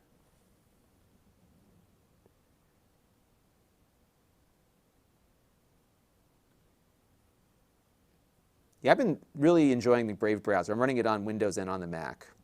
And it works with all your Chrome extensions because it is, it's based off of the same open source thing. And CF says of Microsoft, yeah, so the entry-level Surface Laptop Go 2 has 4 gigs of RAM, which is not all that useful on Windows 11 these days. And Greg M, yeah, it's one of the rare opportunities where we actually have a successful something. That's funny. All right. Brave is good. They say Brave is the new internet. That's really, they got some chutzpah to say that kind of thing. But yeah, so I'm going to actually install the Windows version of Steam on the Steam Deck, just because you have to. And I'm also curious, actually, let's do one more thing before we do anything else. Let me shut this down, because the next thing would be whether or not the Steam Deck will see the storage through a dock. So let's plug in this docking station, because this hasn't made its appearance yet. So we'll try one more thing, and then I got to go. Oops. Whoa. Sorry, everybody. Move this over a little bit. And we're going to slide in my docking station. And maybe I'll lay it down flat here to give you a better view of it. So this is a docking station from Pluggable. And in full disclosure, they sent this to the channel free of charge to review a little while ago. There's an identical one from Kensington that pretty much has the same layout. And what I want to do is plug the hard drive into the dock and then have the dock provide some power to the Steam Deck so that we can kind of hook up Ethernet and get all that going. But I want to make sure that I can still boot off the drive while it's connected through the dock. And one of our challenges with this device is that we're limited to a single USB-C port. This is kind of a similar problem that you would have with a Mac, like the additional MacBook, the little MacBook, the 12-inch MacBook that I love. It only had a single USB port. So this is the dock here. I'll select it. If you're watching on YouTube, on Amazon, it's pretty expensive right now for some reason. What I like about this dock is that it works with USB-C and it works with Thunderbolt. So no matter what you've got, it's going to work in some capacity. Grayson Petty, thank you for the super chat. All right, so let's go look this up real quick here.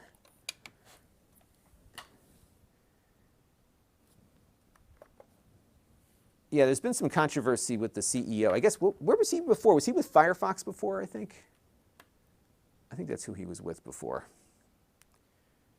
All right, so that is connected, right? Let's see if I got a port. Yeah, that connects to the computer. This is plugged in. Again, we got power there. I'm not sure I'm getting any power through it, but we'll find out in a second. So now I'm going to take, the drive is connected, and so we're going to do our power. Oh, it's charging. Okay, good. Oh, I'm going to connect Ethernet too. So let's connect Ethernet to the gigabit Ethernet in the back here. All right. So this is a big test because we need to be able to get the storage to recognize when we've got it powered. Otherwise, and it's becoming infinitely unhandheld at this point. But what are you going to do? Okay, so there we go. We got that beep sound.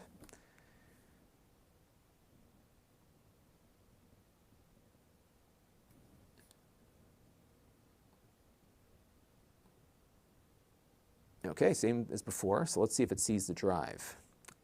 Oh, I don't know you have closed cap. Oh, I guess it must be automatically closed captioning, huh? And I think actually the reason why I think you get closed captioning now is because, oh, it looks like, hang on. Yep, it's on there. Perfect.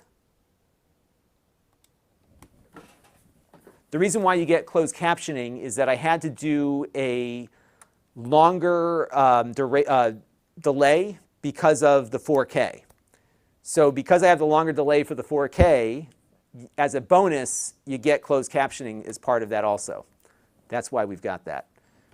Okay, so here we go. Yep, it looks like it's working through the dock.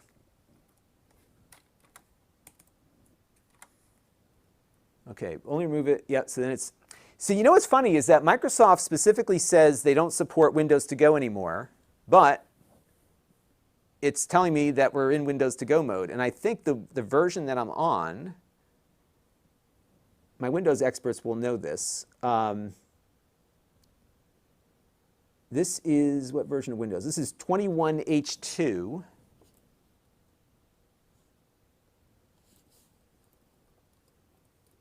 And supposedly Windows to Go isn't supported anymore by Microsoft. Like they don't even allow it. But I think that's the most, yeah, it's the most current version, right? Because I just downloaded the ISO off of Microsoft the other day. And Ethernet is working also. So if we go and run, here, let me go load up the speed test app here real quick. Do a quick Ethernet test. And it might be hindered a bit because the Ethernet is going to have to share the bus with the storage itself. Because we're limited to 10 gigabits of total bandwidth for everything that this dock has attached to it.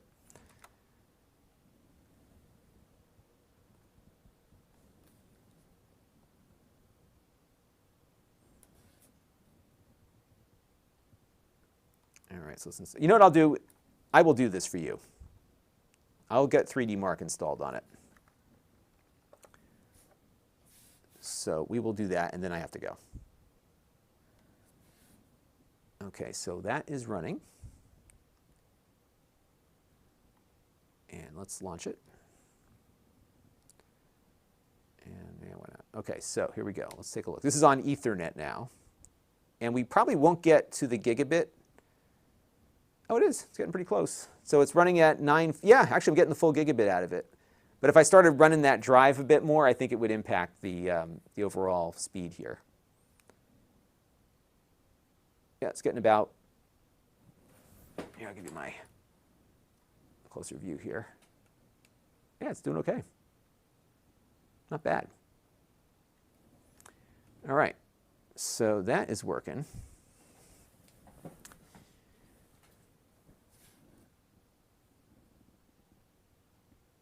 And Dom says that the captions are, that's funny.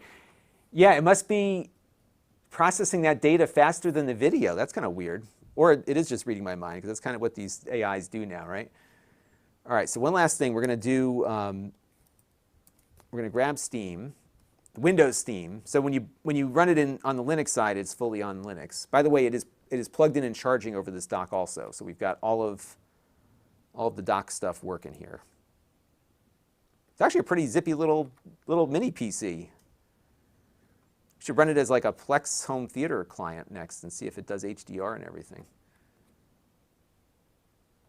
And remember too that the reason why it seems to be performing so well at a high frame rate is that it's a 1280 by 800 display. So it's not, you know, it's not quite. So Aaron wants to know, what would I recommend at this point? I would say probably, especially due to the controller issues we're having, that the stock OS is probably better. The compatibility, I'll poke around a little bit on the compatibility with some of the non-on-deck games, but I think they've cracked a lot of the issues they have with the Windows compatibility. All right, so let me get into my Steam account on here. And we will grab the 3D Mark stuff.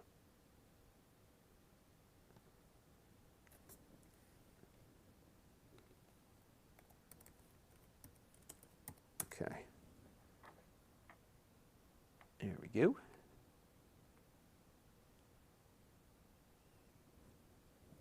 And finish. Okay.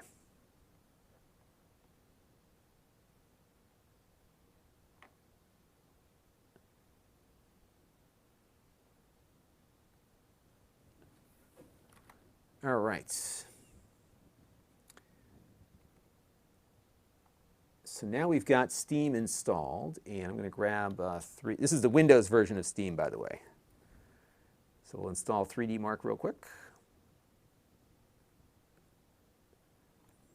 And by the way, because now I've got this dock installed, I can have additional external hard drives. But you remember, you're sharing all the same limited bandwidth over that USB cable.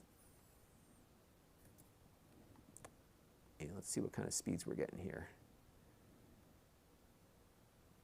Yeah, we're pulling down about half a gigabit right now.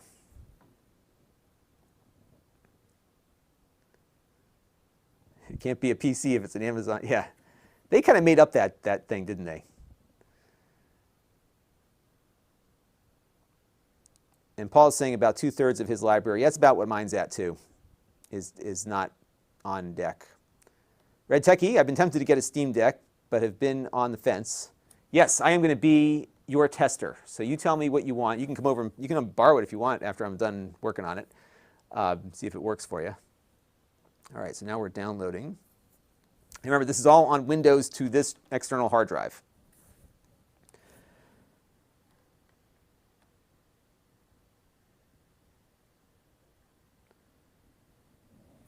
All right, we are almost there.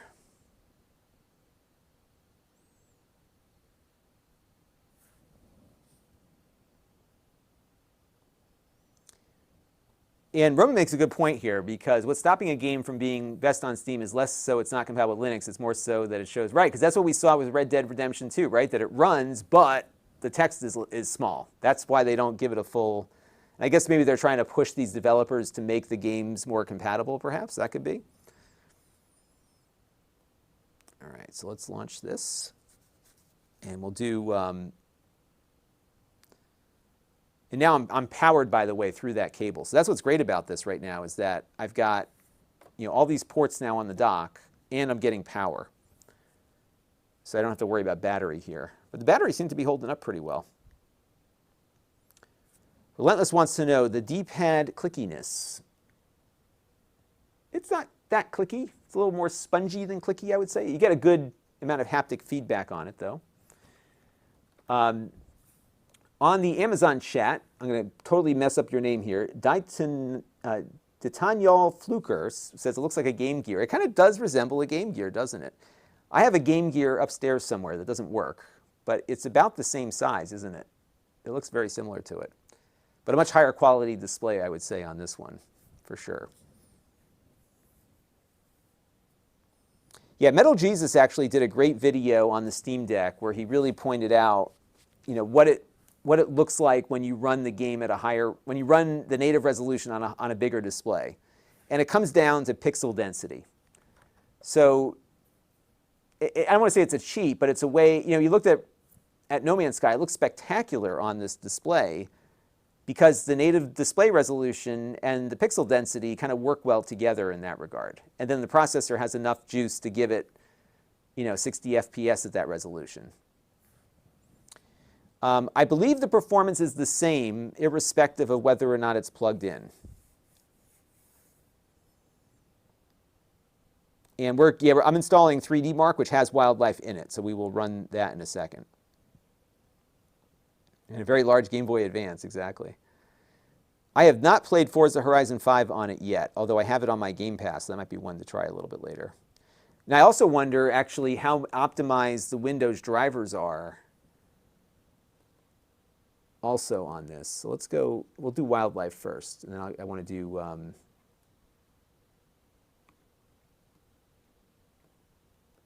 And I'm not going to do Wildlife Extreme. I'm just going to do the regular Wildlife just to see how it compares, because that's the one I generally run.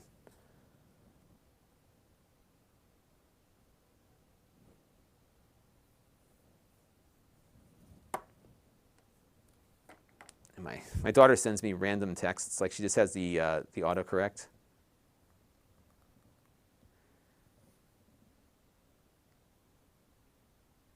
So what she does, she types one word and then she just does the random stuff.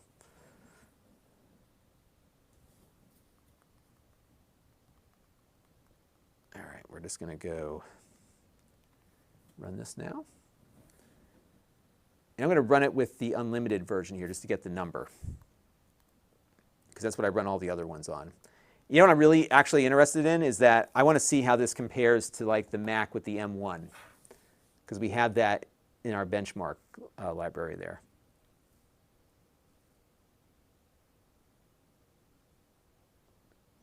So it is not Thunderbolt.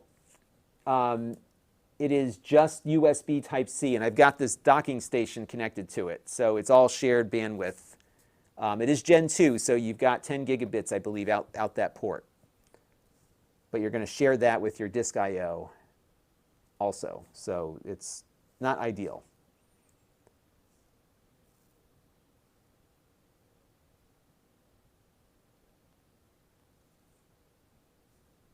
All right, now this is running properly. This is the way I like to run this benchmark, because it will render everything off screen, so there's nothing that's going to get in the way of the actual performance readout here. So we're going to go to Lon.TV/benchmarks, and when it's done, I'm going to input the data from the test result here.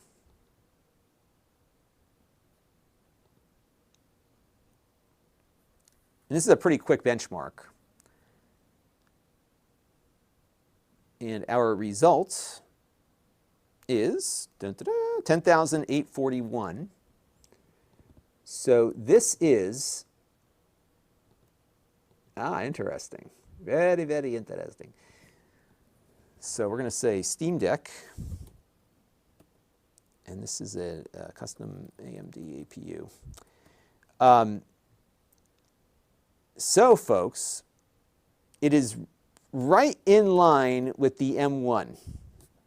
It is like, so if you go on Lon.TV/benchmarks and go over to the Wildlife Unlimited tab, that's where I am currently entering data in, what you will see is that it is running at about, I take that back. It is not as good as the M1. So it's about where the Apple A15 is on the iPhone, at least on this benchmark test. Now, that doesn't tell you the whole story, of course, but performance-wise on this benchmark, this is where it comes in. So the iPhone 13 Pro got a score of 11,665, 69.9 frames per second. The Steam Deck got 10,841, 64.92 frames per second. So it is very close to the iPhone 13. And what I'm going to do also is run the higher end test just to see how it does with that. So we'll do Wildlife Extreme real quick, and that'll stretch it out, stress it a little bit more. But it's not quite, so it's about probably about 40% lower than the M1 is.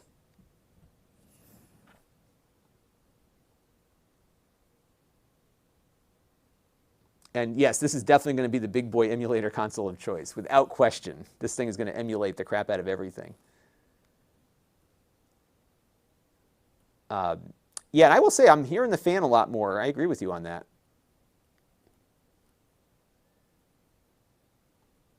And ETA Prime did the Forza Horizon 5 test already. This is the perfect console for his channel, for sure. All right, so I'm going to let this run out here. And then after this, I got to run. So my children are home. I have hungry people in this house. This is the 512 gigabyte version. So this is the top end model. But they all perform the same. They just have different levels of storage, and this one has the etched screen on that. And yes, if you install Skype, you can make calls on it in Windows. I don't know about the other. I guess you could probably make calls with, with the desktop mode.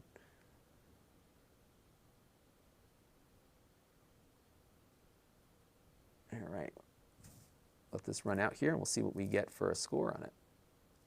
But I'm really digging the fact that that USB port is booting through a hub, essentially. That's what this dock is here. So that was good. And we were able to boot Windows off of the Seagate SSD here. But yeah, I think from an experience, the experience is going to be better with the SteamOS for sure, especially from the controller compatibility issue here.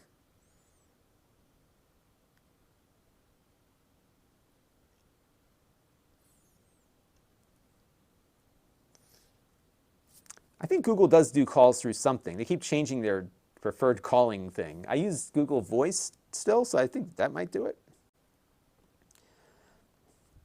Yeah, I think you're going to do fine. The performance that you're seeing out of this is identical across all of them. So the only difference is the screen is not as reflective, and you have more internal storage. But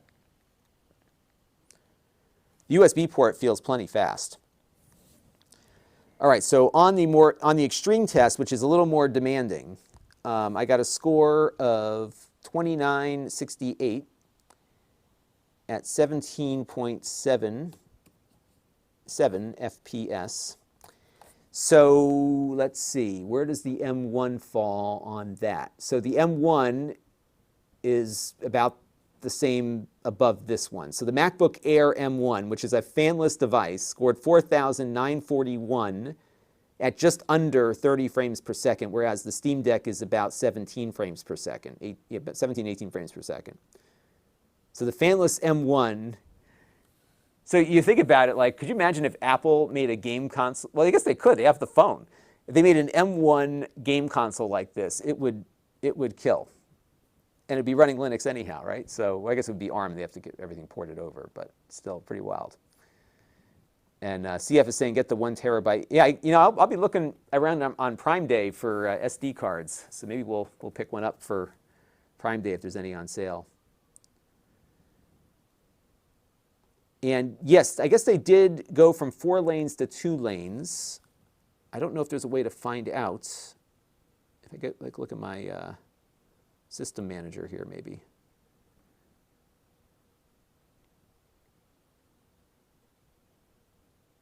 Let's take a look here. System.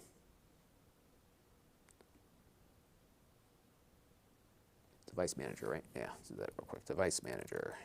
All right. So let's pop into device manager.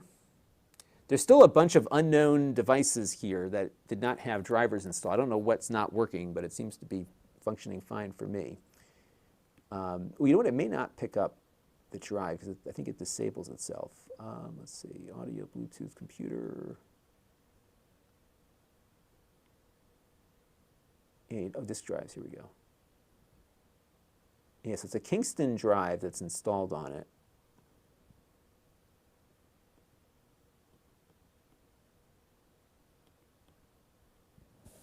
IDs, capabilities. PCI lanes can be found using hardware info. Okay, so maybe I'll grab that real quick. Yeah, I don't think it's going to be a big deal breaker for me, but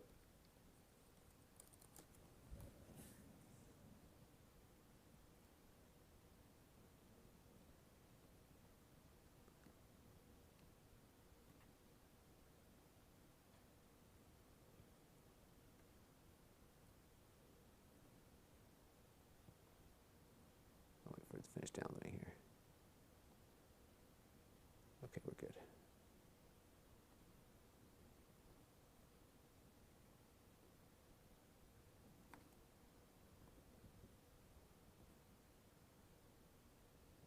You know something interesting too is I have not been asked to activate Windows. I just want to see something real quick here. I'm just curious. Is this activated?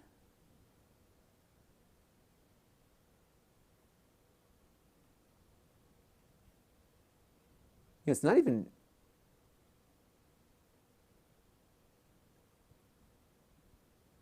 Oh, it's not. Okay.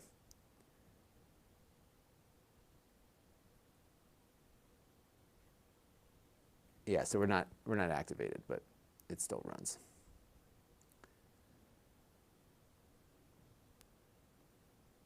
All right, so now we're going to take a look at how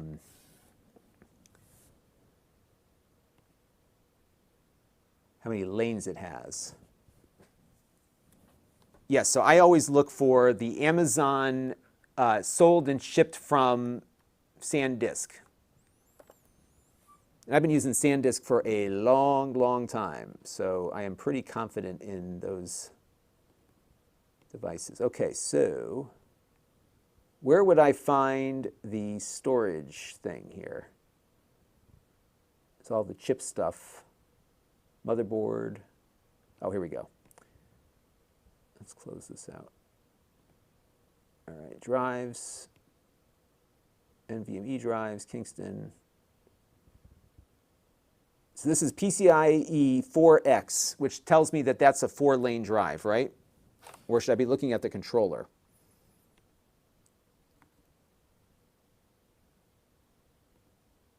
Yes, it's 4X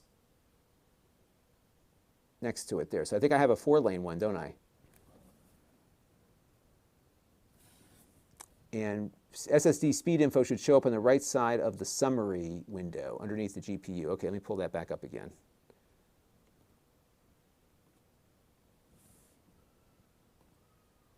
I think my daughter is like not getting out of the car. I hear her screaming.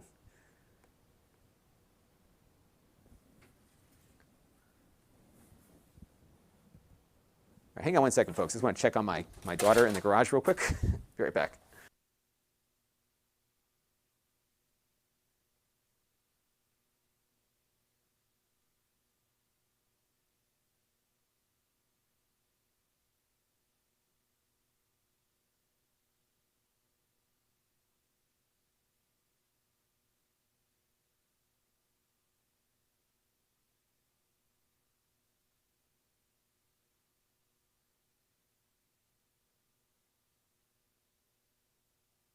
All right. All right, I got, like, this is the last thing I can do because the kids are upstairs. My wife came home and dropped the kids off and then left, so I don't know where she is. The kids don't know where she is, but they don't usually know much of anything that goes on around this house. But it looks as though if I go under the GPU section,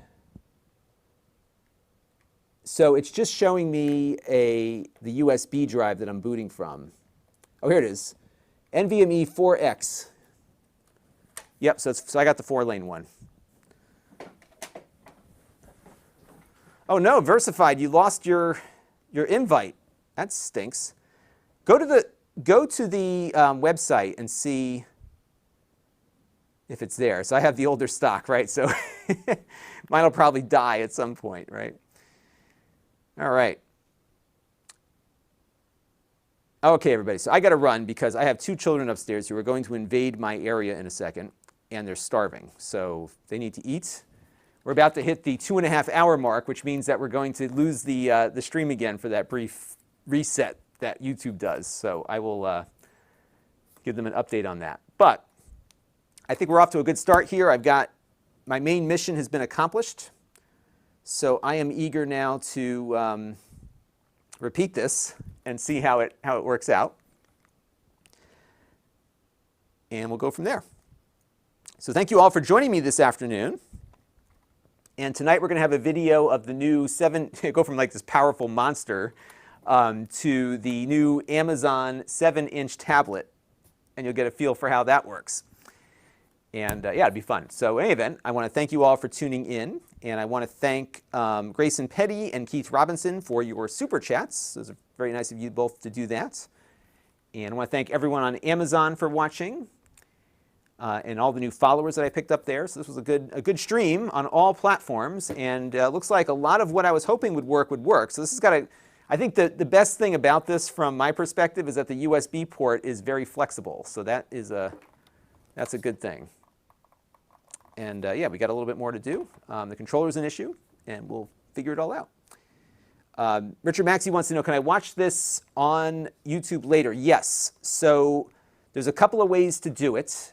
I believe I added it to my playlist. So if you, first of all, if you just copy the link that you're on right now, that will be watchable again. So I don't delete them, I just make them unlisted because people don't like getting a 2.5-hour blob just plopped in their subscription feed. So if you go to my channel page, I am pretty sure, let me check, I'm pretty sure I put this in my playlist. Yes. So you'll see a playlist on my channel page of random live streams, and this will be on there. Also, it'll be on Amazon. So if you go to my Amazon page, you'll see it on there as well, both the recordings of it. So that will do it. And yes, they're my little ones are the Lonettes. Hungry, and they get hangry, those two. I got like the sweetest little girls, but when they get hungry, and if they're hungry and tired, like it just drop of the hat, like hangry, like you won't believe. So, all right, well, I gotta take care of them. The Lonettes is the name of the fans. That could work. Yeah, we got to come up with. How about the Lons? That could work. And Media Center PC enjoyed it. Great, thank you very much. Yeah, I had a fun time doing this. And oh, thank you very much. Yes, 4th of July, Independence Day is coming up, so we're gonna have some family gatherings. We like to cook on the grill for July 4th. But thank you very much for the Independence Day greetings. Yeah, I'll be working tomorrow, but I'll probably try to take Sunday and Monday off, or part of Monday. All right. Well, I will catch you all very soon. Thanks for tuning in, okay? And we'll be back again we'll do more with this. This is going to be one of those things that I think is continually evolving. So more to come, and thank you all for tuning in. Bye-bye.